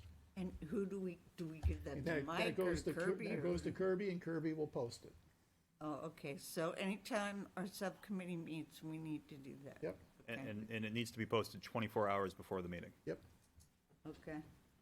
Can I ask, why is that necessary? To comply with 91A. But 91A is right to know, right? The Isn't subcommittees are considered a public body, That's right. 91A, and as it's considered a public body, this is what we have to do. Yeah, but we don't have a quorum. That's what I don't So understand. you have a quorum of your subcommittee. The subcommittee, in the terms, in the eyes of our legal advisors, the subcommittee is a committee and is in of itself. So is this in the town charter? No, it's in RSA 91A. So 91A has both access to public records provisions, and it has provisions that talk about noticing and keeping records of meetings of public bodies. And as the chairman pointed out, a subcommittee of the Utilities Committee is a public body and needs to comply with all of those provisions. Okay. Here's what I'm thinking is I'll tell you what I do. I mean, I meet with others other than this committee, okay? Which is fine. Right, but they're not members of this body. Yeah, which is fine. Which is fine. Yes. Okay, Yes. because I'm going to be meeting with other towns. I'm going to be meeting that's with fine. other No problem. No problem. Concord, so I can do that. I mean, I'll report back to you what I find. But that does not meet the definition of a public body Okay. in the eyes So- of 91A. So if the three of us meet at the library, Yep. we have to keep minutes? So the minutes would say, We met. we met, the three of us met, we talked about X, Y, and Z. Okay, it doesn't have to be word for word. So we're not Absolutely doing not. verbatim minutes for this. Oh, okay. committee either. No. So we're not doing No. verbatim minutes. If action is taken, if you are, deciding as a subcommittee to recommend action or to, finalize a draft of something, the minute should reflect who made the motion to recommend it and who seconded it and what the vote was. Yeah, I mean, we're strictly advisory. I mean, we're not really making any decisions. Unfortunately, the right to know statute is not necessarily adapted to how local agencies do business. But the law is fairly clear that the public is entitled to know when subcommittees of committees are meeting so that the public can attend if they want to. And I can't say I disagree with that. So I have a template for minutes, I have a template for the agenda. I talked at our last meeting about putting out rules of procedure for our committee. I have done a draft that I sent to the vice chairman and to Mr. Malaguti for their input. I do plan on getting that out to the full committee for everybody's review. The two templates will be a part of that, so you'll have the document in hand. And I understand I'm not happy about adding some bureaucracy to how we operate, but I understand exactly where our legal team is coming from. It's just that, sometimes doing things as informally as possible, sometimes you get more done. That was what I had hoped to do. Sometimes bureaucracy slows things down. That's Yes, what- it does, but that's the way it goes, right? So, Question, if there were no formal subcommittees, how would it work? Probably this committee would have to. So, Yeah, if we called it a team. well, I don't, it might have been possible to get off on a different foot, right? But unfortunately, we had a discussion, we talked about creating subcommittees. I don't think going back and recharacterizing them as something else is advisable at this point in time. But the answer is that, sure, informal groups of less than a quorum of a public body can meet without noticing it and without keeping minutes, and they can discuss agency or public body business. But I think that under these circumstances, we need to treat these as subcommittees and comply with that statute. So if I send an email to the other two members of the subcommittee that I'm on, that's way more than a quorum of that subcommittee, right? So I can't do that. Unfortunately, I think that's correct. So it's gonna be difficult So does setting it up all a go meeting. back up to Lynn and then back oh, down? so, or- no. So we have to meet in person then to communicate with each other? Well, let me elaborate on that. So what you can't have is a meeting via email. So understand that there needs to be very strict compliance with what I'm about to say, because it does create the potential for problems. However, it is not, in my view, in and of itself, improper for a member for information to be shared with a quorum of a subcommittee. The problem is if somebody responds. The problem is if you have a contemporaneous or nearly or sequential communications that are discussing subcommittee business. So if the chairman sends out to all of you something, the feasibility study, for instance. If I sent the chairman the feasibility study that we've been discussing, and he sends it to everybody and says, we're going to be discussing this tonight at the meeting. This is for your information. That's fine. First of all, it's a public record. It can be accessed by the public, but it is not a 91A violation because it's not a quorum of the committee either having contemporaneous or nearly contemporaneous communications, 2, having sequential communications that together equate to a meeting, or 3, it's not being done to violate the spirit or the purpose of the right to know law, which is its own violation. So I don't believe there's a problem with sending information in that way. But you can see how it can quickly become a problem if there are responses. Unless we keep the emails and just give you guys copies of all the emails going back and forth, so people can see those. That doesn't work. But if I send all the members of the subcommittee, 3 people, an email that said, let's get together on Wednesday, can you make it? That's just fine. And if they respond back, we've had a sequential exchange. So- No, I can't make Wednesday, how about Thursday? You're not convening, a quorum of the subcommittee under those circumstances is not convening for the purpose of deciding or deliberating upon a matter over which they have jurisdiction. They're just discussing scheduling. That's perfectly fine. But I would encourage that, I would just caution that, you can see how you can easily have a conversation develop. You can see how it's easy to reply substantively, and then you have a problem.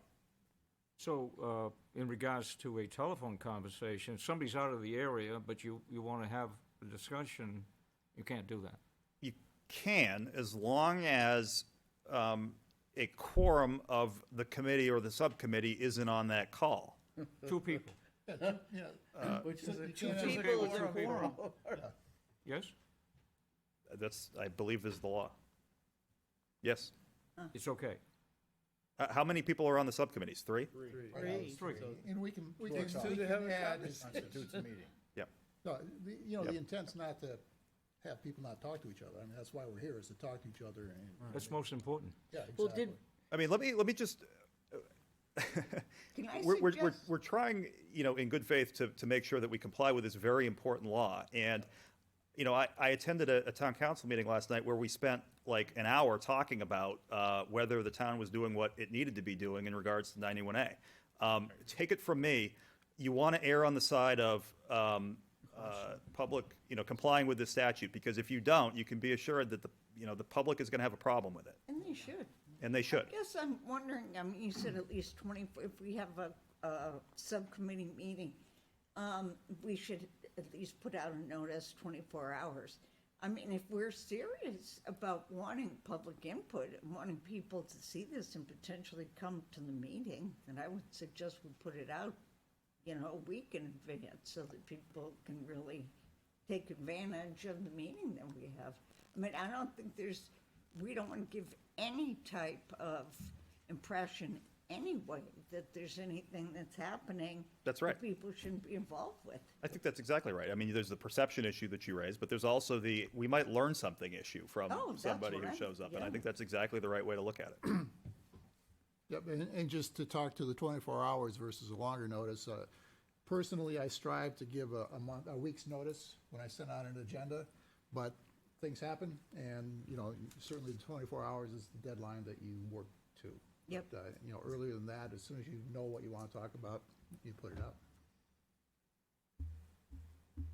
Okay.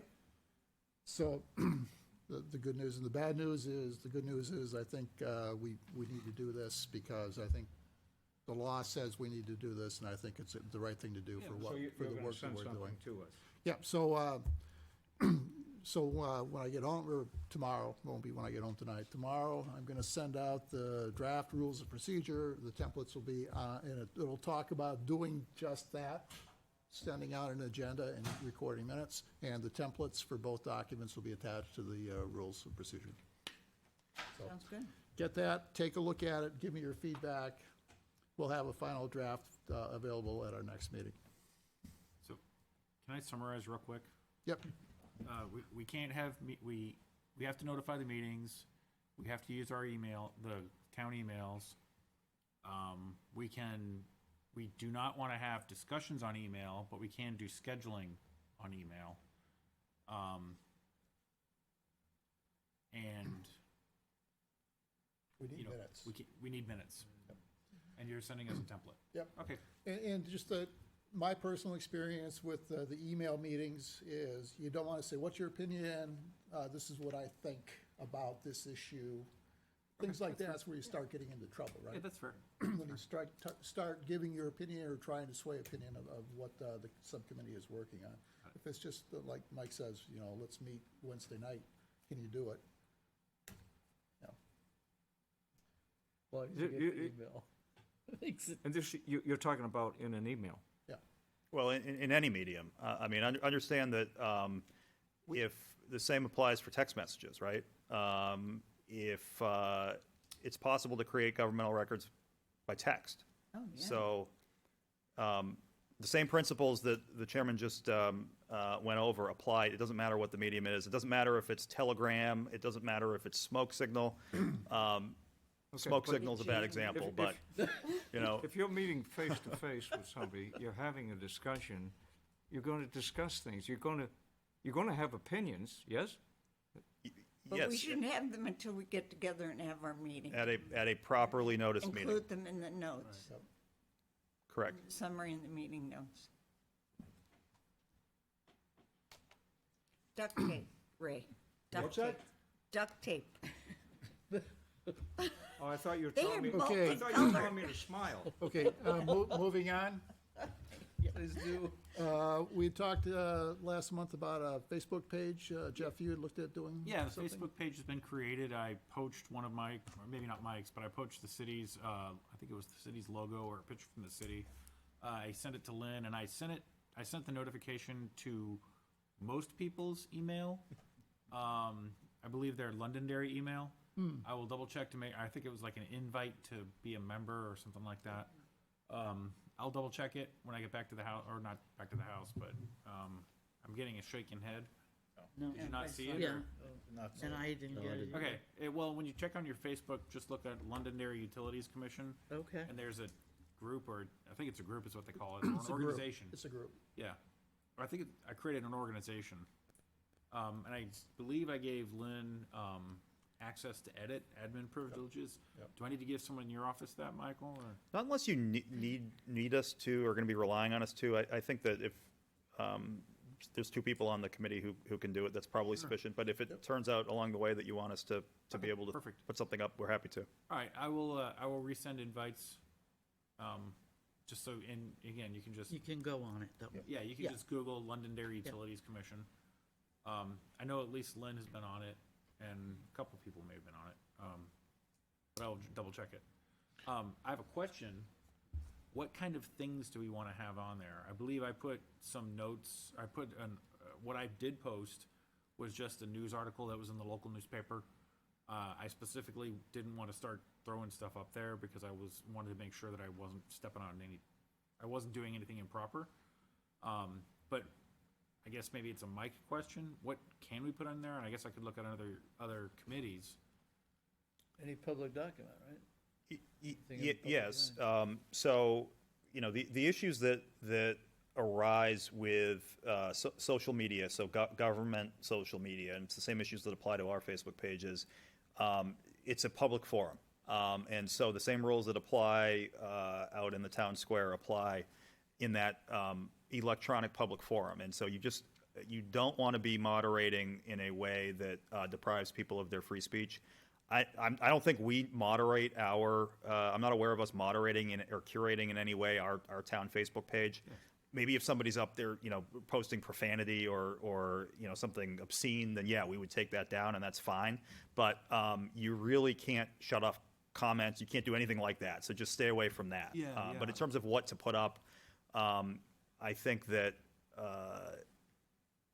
I guess I would want to make sure that the committee, Perfect. To the extent that you're speaking for the committee understands that you're speaking for the committee. Yep.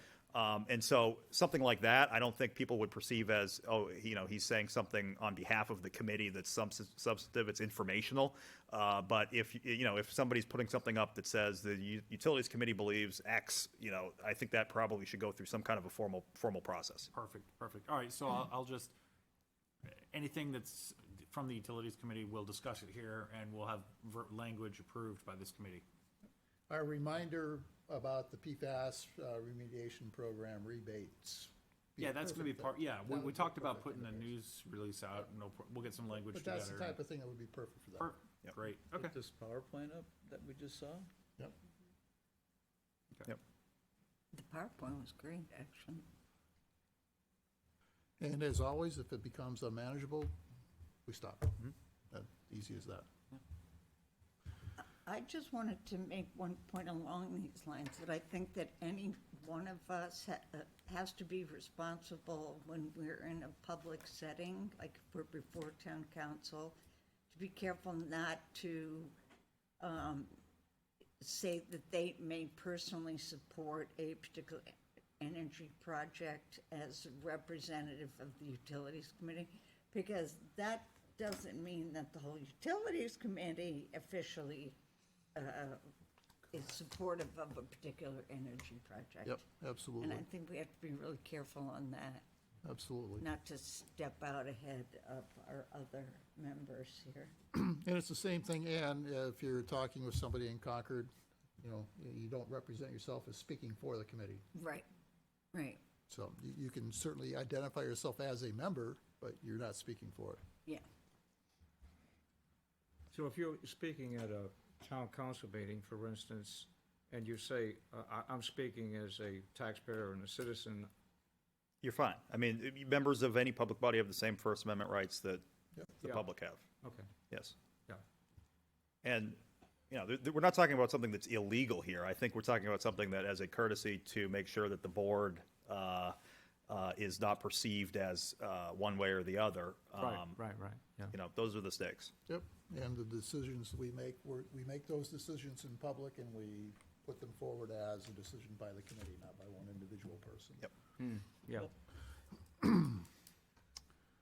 Okay, moving on, subcommittee discussions. So this is where I thought we'd get into the meat of the work that we're going to be doing.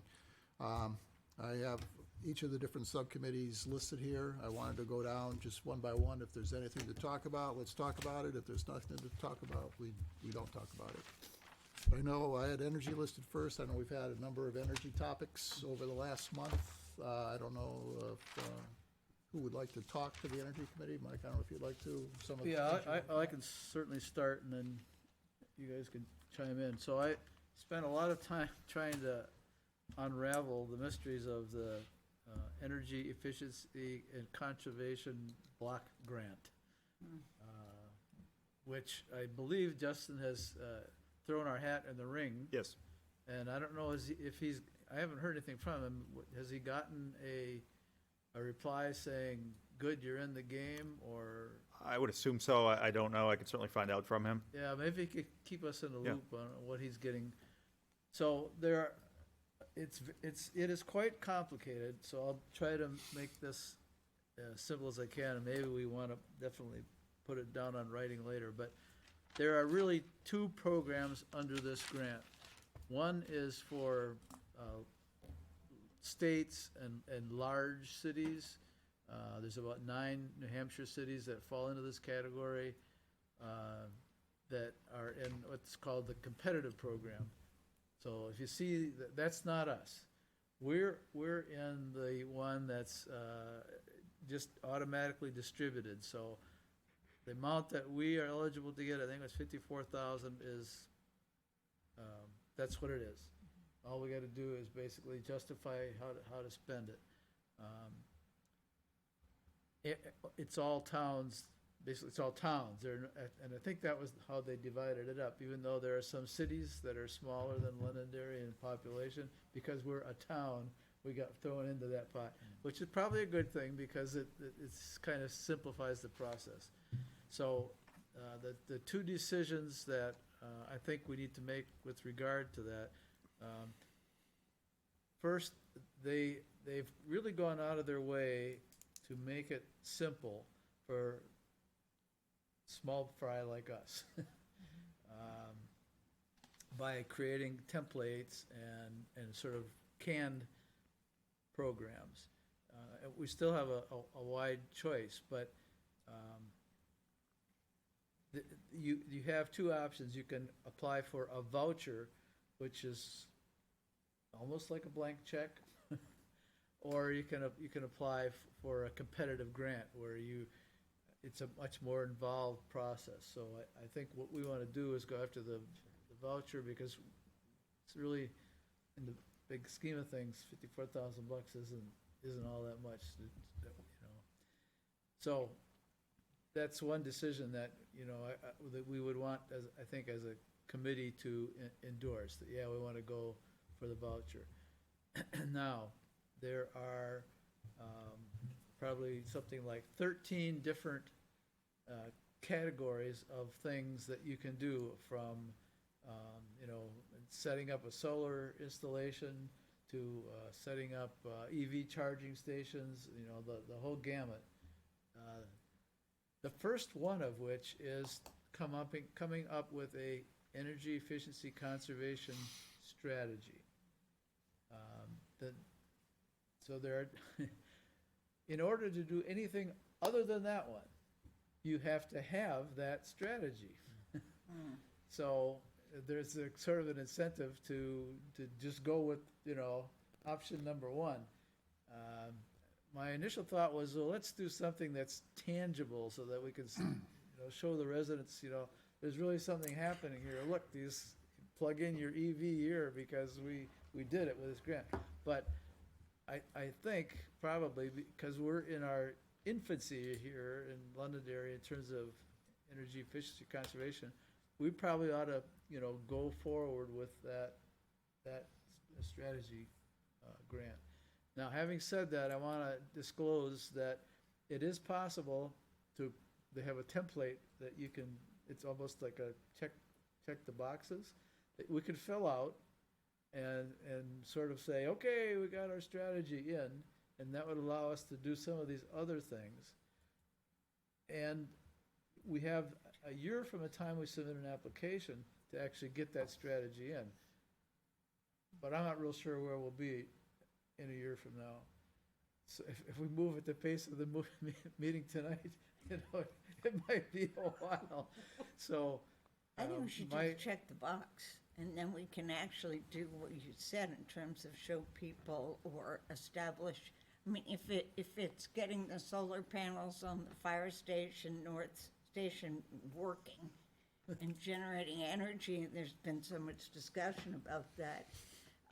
Or if it's buying some EV police cars, maybe we can buy 2 EV police cars for the town. It would be nice to actually do something, as you said, where we can say we made some use, rather than another study. I mean, there are so many studies and planning. We spend so much time planning. What are we gonna do? Are we suggesting to spend it all on one thing? No, and we could put it. No, yeah, I'm just saying, let's do the check-off strategy. We can do more than one thing, but I sort of, I mean, I that was my first reaction too, Ann. But then the more I thought about it, you know, it's almost like what we talked about with the water, or we're doing a bunch of studies right now because we gotta get this right. And I think working at and they'll offer us help through the national labs, actually, you know, working one-on-one with us. So we could The DOE. probably get, yeah, DOE, DOE's probably national get labs? more value out of it than the dollar amount that we get by getting some of this sort of free professional help. So, you know, I guess I'm leaning toward doing that first category of coming up with a plan. And within that, there are many different activities. So it's not like we have to do them all, but we could, you know, we could set up, say, monitoring, you know, building monitoring, or we could look at identifying low and middle income consumers of electricity. I mean, there's, again, a vast array of things we could do that I think, you know, they aren't going to be tangible in the sense that you can plug your EV into it, but they will be things that you can publicize and identify. It says, here's what we're going to do. I mean, we have to somehow, decide among all these things, what are we going to do? I don't think we ever got a chance to look at that vision thing that I drafted early on, but, you know, we ought to have a vision, and, you know, it's something about taking care of the people of Londonderry. And if we're going to do that, we ought to have a kind of a strategy with some goals and how we want to go about doing that. And getting, you know, I think this would be a matter of, hiring some consultants or engineers, depending on what we want to do, to make it happen. And so maybe what we should do is maybe at the next meeting come up with two options. One being this sort of a plan, and another being more of a hardware-oriented thing. And then the committee could kind of sort of weigh the pros and cons of each. What I'm struggling with is figuring out, you know, which of those we would do, or maybe it'd be better just to let everybody look at the different categories. But I mean, there's literally, within these 13 categories, there are probably hundreds of tasks. So, you know, how do you go about choosing? And my answer to that is, well, you have a strategy, so you know how to go about choosing. Well, what I would hope for is that the Energy Subcommittee would come back to us in a month with your recommendations. Right. So that's what I was hoping for. I think if we get into the 10 of us, we're all gonna have 10 different opinions, right? Yeah, right. Well, yeah, I think it should be the energy guys steering the ship on this thing, but I'd just like to say that, you know, we want to do something for the town of Londonderry. And what do we want to do? Potentially, we want to save the money, okay? And how can we do something economical, I mean, or to save money, that people are going to be thrilled at? You know what I mean? Like, we're doing a good job, we're coming up with some great ideas, and potentially what we're doing maybe is going to save some money. You mentioned about building monitoring, and that is important for sure. We're already doing some of that. Yeah, we are You doing know, some of that. and maybe that should be part of it, you know, but it's up to you guys on the Energy Committee. But that's what I really like. That's what I'm really hoping that we're gonna get out of these subcommittees, is that you can take that more defined look or more detailed look and come back to us and say, this is what we think because of X, Y, and Z. I wanted to just kind of lay out what the program looked like, so you see what we're up against. Well, I The would, one thing that I could not find in all this reading was a due date. Unless you did, Paul. I couldn't find anything that said the application has to go in such time. It's not there that I can see. But I think we could just press ahead, you know, and Was there put it a in. contact on there, a DOE contact? It's Did just you a very call 'em? generic DOE contract, I mean, Email? one for all, 260 70 million of us. so. Right.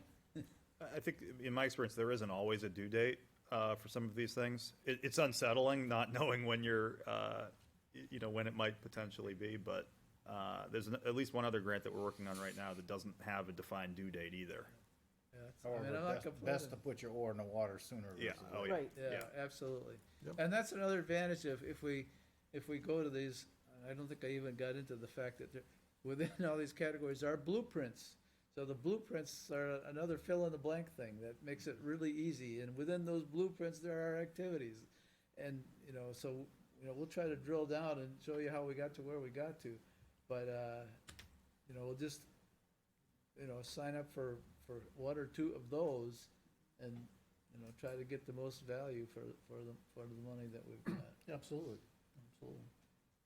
Yeah, Just because bear in mind- 54,000 is not that much money. Well, I was gonna say 54,000 is not To do a stud- 500,000. right, right. Gotta- I thought it was 74,000. 54. That's still Fif- not a lot. Maybe Huh? 58, I thought it was 50. 74,900, wasn't it? I don't remember. We'll get you the number. Can we refer that back to the subcommittee? We'll get you the number. Come back to us in July? We'll get you the number. Okay, great. Other than, on a subcommittee for utility, there was a presentation last night. Yes.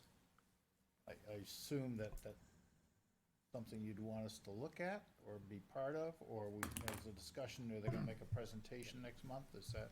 So Paul, I had a conversation with Sean Downey after the meeting last night.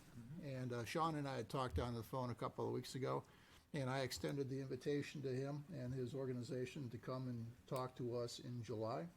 Okay. And he's gonna go over the presentation that he presented to the council last night. Plus, I said, I think we really want to get a good look at permitting, timelines, and where you stand with that as well. Can I also ask, because he mentioned Citizens Energy as part of that project, and it would be useful to have somebody from Citizens Energy there. That's, I happen to know of that organization and who started it. But it would be useful to have those guys there too and explain their involvement and their integration in that project. Sure. And the likelihood that we could take advantage of it. Right. Because I think we're short on disadvantaged communities, and that's, I don't know how, that's why I was asking how granular the water study could be, because if it's small enough, then we should be able to find some low-income areas. But if, Oh, I think in this town, you'd be amazed. Yeah. You'd be amazed. To just amplify the point that you made, Mr. Chairman, the takeaway from last night that I heard was this is a competitive process. They are one of two potential projects. They may not even be the project selected. And so I think, I would just echo what the chairman said is, I don't think there's a need to rush necessarily this committee's consideration of that particular project. The timeline that he talked last night was 2026. When I talked to him on the phone 2 weeks ago, it was 2027. So it's not next They're month. very, very, very, very early in the stages here. Yep. Yeah. And for those who Now- followed Northern Pass, Yes. that And took and I'll forever and share went with the nowhere. committee, everything is negotiable. if I may, because it's on the, Please. we're still on the electric. Did I remember seeing that you're getting Freedom Logistics to come in here? as well. And when, is that's July. next meeting? Yep.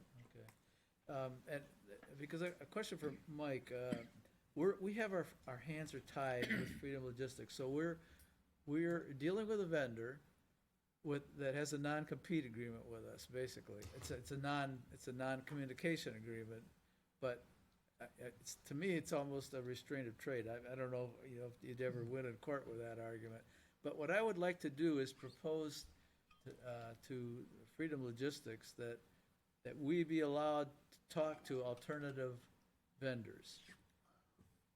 To So- include things like, the Community Power Coalition, New Hampshire Community Power Coalition, or others. But, right now, we're we have a gag order basically on ourselves. I don't view it as that restrictive. It's been a while since I've looked at the language, but if memory serves, what it says is during the term of the consulting agreement with Freedom, Londonderry shall not I think work with was. do a community project, power project with another entity. I don't believe that it, I'm not persuaded that it necessarily prevents us from talking with other potential community power outfits. You could certainly have that conversation with Freedom, but the provision says what the provision says, and I don't necessarily believe it restricts us from doing that. Remember, the purpose of the consulting agreement is to do a lot of the work preparatory to actually doing a specific community power plan. So there really is a trigger that we haven't gotten to yet that I think would sort of set us off on the path of actually doing a community power project, either with Freedom or with somebody else. We're in an earlier stage, I think. And, there is no obligation under the existing consulting agreement to do a community aggregation program with Freedom. It's basically an agreement that they're going to consult with us during the rulemaking process, during the regulatory process, and we may decide to enter into a new agreement to actually, do that. And their services, the fee for their services would be baked into that separate agreement. Isn't there a termination clause in there too? Yes, there is. Do you know what the 6 term months. is? 6 months 6 months. for 6 months? for convenience. Yes, 5-year agreement, they're in the third year. I believe that's Yep, The exactly. way I read it. Yep. And I believe you're correct, there's no exclusivity. However, if we go off on our own, they get a share of the pie. Right. So, That's way how I read the read it too. agreement. Yeah. But their share of the pie is paid by whoever. That's what they say. Okay. So I think we can have a really good conversation with them in July. And I think, come prepared with some questions, do a little bit of homework before they do come. From what I've read, is it's, a program, a community aggregation program actually is something that would benefit could benefit the taxpayers, and I think it's something we need to look at. And if there is a benefit to the taxpayers, we should look at it sooner than later. Can But, we circulate that agreement to everybody that's on this committee? I believe I already have, I sent it out to your LondonderryNH.org email address. Didn't get it. And just bear in mind that, without getting into the substance of this, it really, it's not an agreement to do community power with Freedom forever. Right. And so, consider not letting the perfect be the enemy of the good here, and starting down that path. Yep, I like that. So they're going to be here in July as well. And a couple of other items. We had a couple of solar proposals kicking around, and I know, Mike, you asked a question about one of them, but I don't know, where do we want to go with these solar proposals, where people want to come in and build on town property? And I'm getting flooded with them, and I'm getting calls, I'm getting just solicitations, and some of them, the property is plainly inappropriate for what they want to do. So I don't know. I get the impression that somebody sits in an office somewhere and identifies, parcels that look appetizing, Yep. and then calls the town manager. So I'll be perfectly honest with you. I certainly do not prioritize getting back to those entities. I just don't have the bandwidth right now. I think ideally we could come up, what I would like to see is that we come up with just like, these don't make sense, we're not going to pay attention to them. Or they don't make sense right now, for the next 12 months, we're just not going to pay attention to them. As opposed to looking at every one that comes in, because like you say, they just seem to be Yeah. rolling in. Yeah. I mean, I think that, there have been serious discussions about like the Auburn Road site. I think those discussions are potentially different. Yeah. But for the most part, we're talking about much smaller parcels, not just solar fields and solar arrays, but also storage, Yeah, which is kind of battery interesting. Yeah. But I agree, it feels like we're chasing our tails a little bit. The problem with these is that they're all,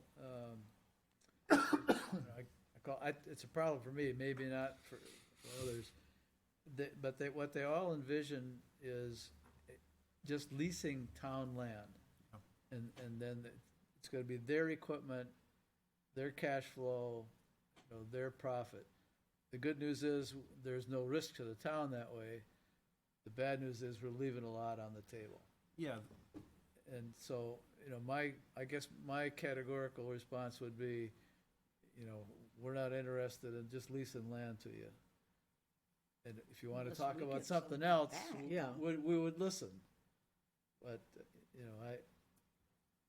because, and I looked at some of them, the escalations are 1 or 2% a year. yeah. And, electricity's going up, 5, 6, 10, 20, 50% a year. So it just, it doesn't make any sense. And I think as long as it's cash positive, we could assume a little more risk. Yeah, I've worked on a lot of these projects from the finance side, on the banking side, and the way that I've seen towns do that is they negotiate for gross points. So say and I'm just gonna make some numbers up, say it's $10 million of revenue for energy on day one, or year one. You say the town wants 5%. And one of the key things and I've seen towns get burnt by this, is you always want the gross points instead of the net points. Because if you do gross points, it's, $0, you're getting paid. Right. Instead of at the end, I've seen utility companies, they'll just start piling on costs. Oh, we had to do this maintenance. Oh, we had to do this service. Oh, we had to do that. And then all of a sudden, there's zero profit. Yeah, right. Like for instance, Forrest Gump never made any money, theoretically. The Empire Strikes Back, the third Star Wars movie, never made any money, according to the studios. So you always want to have $1 stuff. And I've seen that work, and I've helped negotiate those sort of things, but it's, like you said, everything's negotiable. About a half a dozen ways to structure these. Absolutely, absolutely. Third-party financing, to purchase power agreements. Yep. To buyouts, to whatever, and the escalation year after year is a factor, but the starting point is the bigger factor. Yeah. Yeah. Yeah, you can even set them up to where it's sort of a project finance structure where they build the project, and then after 20 years, we own the project. Right. If you negotiate that's kind of cool, but then after 20 years, there's a lot of maintenance, and they'll defer Or I maintenance. negotiated a deal where I have a buyout option from 6 year, and every year thereafter at a certain price. Yeah. There's a million things. So then if the price of electricity 8 years from now is to the advantage, you trigger it. Mine, yeah. But I guarantee the first thing they send you on a cold call is not going to be the best thing that you can negotiate. Yeah, right. No, and we have to look at the parcels too, as you mentioned. Yeah. Some of them are not really feasible. Right, and then there's the, kind of the balance. Do we, open space, are there conservation resources? Like, you could really drill down on this quite a bit. Yeah. It's kind of a shame, we got the second biggest power plant in the state of New Hampshire, that when it was originally built, we were guaranteed cheap electricity. Unfortunately, that didn't happen. No. That was our fault. So, Mike, what would you like us to do with these proposals as you receive them? I don't have a strong preference, but I guess my input is I'm really not doing anything to process them or review them at this point, because it's not with all of my other duties, it's not something that my office is able to handle right now. Do you want us to take a look at them? I'm happy to send them along, and then what you do with them is fine with me. I'd be happy to take a look at them. Great. Okay, so why don't you keep sending them to me? I'll fan them out as we get them. Fantastic. Thank you.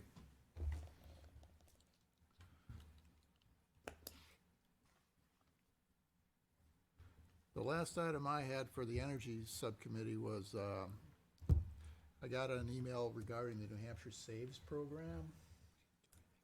And they're looking at rebates for energy efficient washing machines and appliances and things like Do that. you want to ask about it? I don't know what we want to do with that information. I think it might be something good to put on our Well, Facebook page. We Yeah. need to Just talk have to the people New go Hampshire off and Department of take a look Environmental at it on their Services.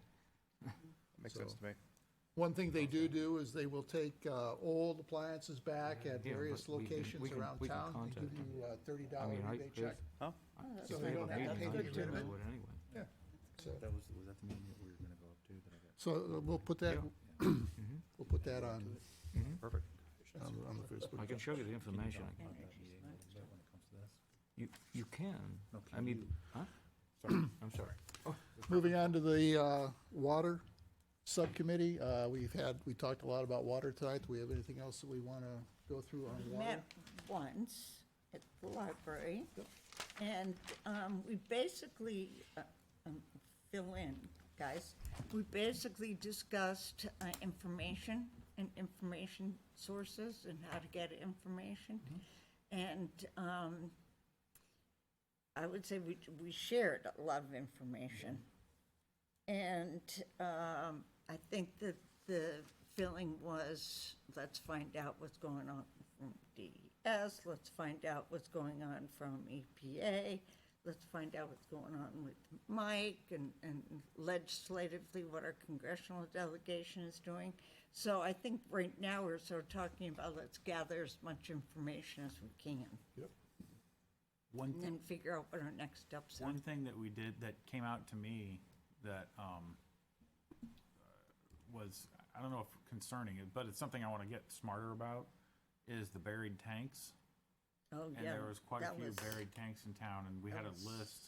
Actually, And the more you read, the more it became a concern. it was leaking underground. Yeah.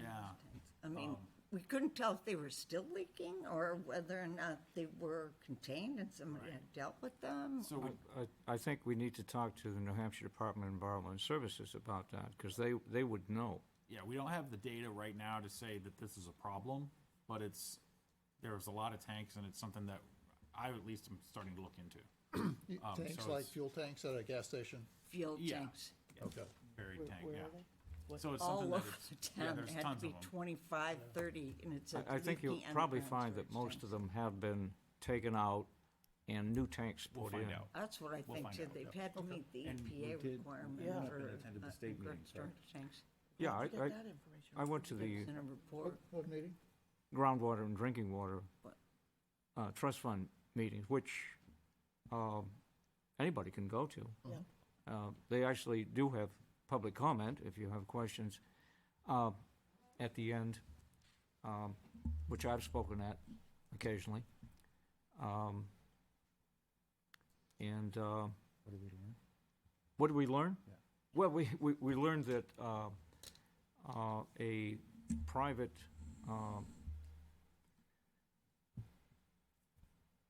development, in other words, it's Colonial Village off Mammoth Road. That's one of the smaller community water systems that's trying to connect to the Pennachuck system. Well, yeah, which Yeah. basically has been approved, okay? They went themselves because they can, you know, and applied for it. Two went. Hmm? Two went. Two condominium associations in Londonderry.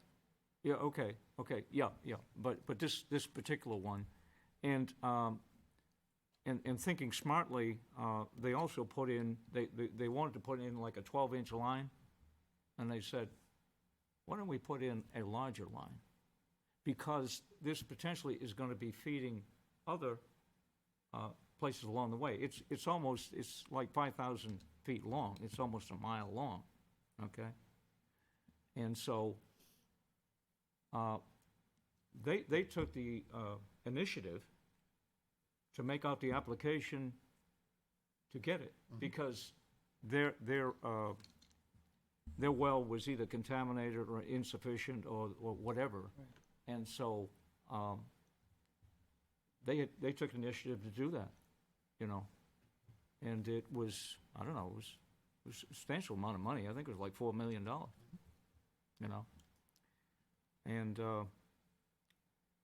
there are other ones, like Century Village, that also, I believe, is going to be putting in the municipal water to them, because their well is contaminated. So a lot of this is going to be taking place, you know? Eventually, when municipal water comes down High Range Road or wherever it's going to be coming from, then potentially the feeders going off to these individual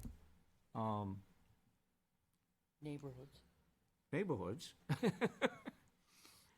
will take place. But, you know, this is not going to happen overnight. Right. Some of it is going to take place because the people have taken the initiative to apply for it.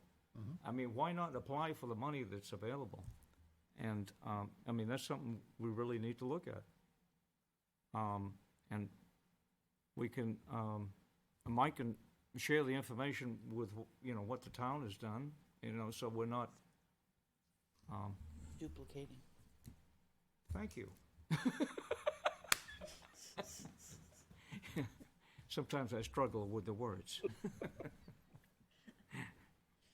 So, yeah. Cool. Anything else from the Water Committee? Well, let me see.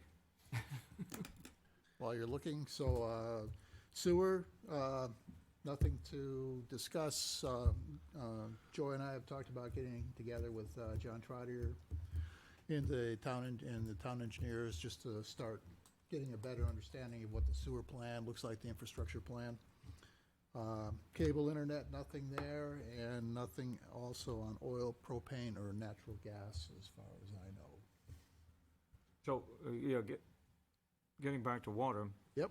Which I brought up earlier when the folks was here from New Hampshire Department of Environmental Services. This 30-inch line up in North Londonderry, it needs to be connected. It's in the works, but where it's at, we really don't know. I didn't quite understand what you meant by 30-inch line. I mean, I'm thinking 30 inches, that doesn't seem that long. Where is this That's big. 30-inch line That's big, gonna yeah. go? There's 5 million gallons sitting up in North Londonderry, okay? Yeah. There's a 3 million gallon tank, a 2 million gallon tank. How long's that water been sitting there? I mean, It's not the same water. 1722, or, I mean, what are we? No, Okay. it is That's connected. It is connected and being drawn off maybe right now, okay? Okay, It goes down to the water line on Rockingham Road, okay? okay, Okay. Now, that water is traveling from Manchester, from Manchester Water, Pennachuck. Oh. I'm sorry, Massabesic, oh, Massabesic, okay, okay? yeah, So these tanks are connected to this line on Rockingham Road that goes to Derry, that goes to Wyndham, that goes to Salem, that goes to Hampstead, Atkinson, and Plastow, and potentially is going to be connected to others. The trouble is, doesn't, we got a little problem it doesn't here give us any. because with all that water heading south, we're starving here, okay? Now, what I mean by that is we don't have sufficient fire protection. Part of the problem is, on Mammoth Have Road, sufficient fire protection? what? I mean, I'm confused by sufficient fire protection. We don't have enough water for firemen to put out fires? No. So the fire protection refers very specifically to areas of town that are covered by fire hydrants. Okay. We have other strategies that our fire department deploys to put out fires where there are not fire hydrants. Got it.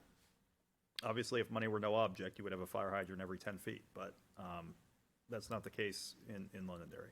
Okay, so the reason they need a 30-inch line is because they need additional volume to be sending down south. And they have a pump station over in Derry. And when they started that up to send the water south, the pressure in Londonderry went dangerously low. Okay? So, in order to fix that, they need to put this 30-inch line in. Okay? Now, that's been in discussion, it's been in the works. Where it's at, we don't know. Now, I say insufficient fire protection because on Mammoth Road, potentially right here, can potentially a problem. Coes Landing, which is down at the head of Mammoth Road, where the gas station is, right there. There's an 8-inch line. There's about a mile of 8-inch line, okay? Then it goes to a 16-inch line that comes up here to the schools, to the fire department, to the police department, here. It also goes down Pillsbury Road and goes over to Woodmont, Gilchrist Road, all of that. That 16-inch line, that 8-inch line needs to be replaced with a 16-inch line. I say that, I'm not an engineer, but I can show you the engineering reports that says that. Yeah. Okay. So, that's part of the water situation that we should be asking questions about. What is the status of it? So let's ask the question. Let's ask the question. You know, what's the action we can take, Ray? Well, I think we need to talk to the town, we need to talk to the engineering department and see what the status is. I mean, I think it's up to them to ask the questions as to should this be addressed or should it not? Yes. I don't know what the engineering department would say about this, but as a reminder, this is a Pennachuck-owned system that Pennachuck is responsible for maintaining and ensuring that it is sufficient to do what it's supposed to do. So this is not a town-led effort to necessarily upsize pipes that Pennachuck may view as sufficient. I don't know if Pennachuck has identified this as a problem. It sounds like maybe somebody has at least. And, you know, I think that Pennachuck probably makes decisions the way that we do, apportioning limited resources where they're most urgently needed. And that may account for why this line hasn't been upsized. But I don't have enough familiarity with this specific issue that you're raising to talk about it intelligently tonight. Well, I think it is of concern. It's a safety concern, and you say it's a Pennachuck decision whether they do it or not. I would suggest that we, the town, should have input, because if it's a health and safety issue, we should be able to suggest that it should be addressed. Yes, I agree with that. But bear in mind that Pennachuck is a regulated utility and that comes with certain obligations to make sure that health and safety issues are addressed. And so I would want better information about what exactly is going on here. Well, I'll gladly share you the engineering. One was done by Pennachuck. They hired their own engineering, and the other one was done by the New Hampshire Department of Environmental Services. Both of them identified as a problem. Can you share those studies with me, Ray, and Certainly. then I'll get them out to the committee? Good. And then we'll take a look at what that is. I think the biggest thing in a question like that is, you know, determining when there is a problem, right? I mean, it's one thing to identify it, it's another thing to fund it, and it's a third thing to build it. And let's identify it, let's see Yeah, what it says. and Let's some of take these step things, number one. some of these things potentially doesn't necessarily have to go, the burden onto the taxpayers, because potentially there may be some federal money available to address it. Yep, that's But are you suggesting that the town put some pressure on Pennachuck I'm to? suggesting, and wait a change the minute, size? this was brought up at a town council meeting. Yes, I remember. And you said- John Farrell agreed that that should take place, that we should have Manchester Water, Pennachuck come in. There should be a discussion. These things should be brought up and discussed. Right. I think that should take place, but then again, I'm just suggesting that. I don't, No, I was at that meeting, and he did say that. I don't have any power here. Well, I guess my question is, since you've read the reports, I'm just kind of curious, is there anything in those reports, Pennachuck's own report, that says, we should get this done by such and such a time, or these are going to be the consequences and results if we don't do this by such and such a date? Just for instance, in Pennachuck's own master plan, it identifies that they do not have sufficient fire protection for full build-out without both the water tank and other infrastructure, meaning piping and so forth. That's part of the reason they're gonna be building a water tank up off Hovey Road, up by the cemetery, Spring Road, to supply water volume for and Woodbine. pressure. Yep. They're gonna be running a 16-inch line down through the apple orchard to a pump station to provide sufficient fire protection for what they're building out, because they don't have it now. All of this will be in the studies you're gonna circulate to us, correct? Sure. All right, let's take a look at it then. Yep, and and I think it might be appropriate to invite Pennachuck at a later meeting. Take a look at the Let's have the study. discussion. Absolutely. Good. Yeah, I'd rather hear it directly from them. Yeah, let's get the answers from the source. Yep. Good. Anything else, Ray? No, I'm suggesting that that the Okay, town, moving on. moving on. So, I don't think we have any updates on the grant process or grant status. Roundtable discussion, anybody have any last comments? We'll start with Joy. Nope. Paul? No, I just raised the comment about last night's presentation, that's all. I'm all set. Okay, Ann? I'm fine. Martha? Fine. Good? Good. Great. I've already said too much. Got a quick suggestion for you, Mike. Is there any way we could get the subcommittees on the utility committee website so the public could see who they are? So Absolutely. since we're gonna be doing possibly 91A issues, at least everybody will identify who's on the subcommittee. Yep. It'll be public knowledge. That's a good suggestion. What do you got there? I just pulled up the committee website. It's not on there. I got it down there. Okay, next meeting. So our next regularly scheduled meeting would be on July 4th. What? So, Perfect. yeah, and so I, for one, don't want to be here on a holiday I'd like to evening. move to change the meeting, To what day? any day other than All July 4th. 30.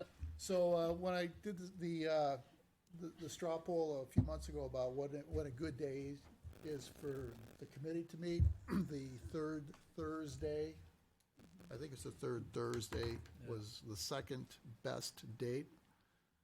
And that is July 20th. So I'd like to make a proposal that we have our meeting on July 20th as opposed to July 4th. I'll make a motion to change the meeting to July 20th. Wait a minute, he may have a meeting. No, I want to just check and see. I think the budget committee has a meeting on that third. This room is open, so that was another key Okay. consideration. And go with it. So I'll continue my motion to change the meeting, the July meeting from July 4th to July 20th Second. in this room at 7 PM. Second by Jeff. All in favor of July 20th for our next meeting, say aye. Aye. Opposed? Motion carries. Any other business? Motion for adjournment? I'll make a motion to adjourn the meeting. Second? Second, all in favor, say aye. Aye. Opposed? Meeting's adjourned.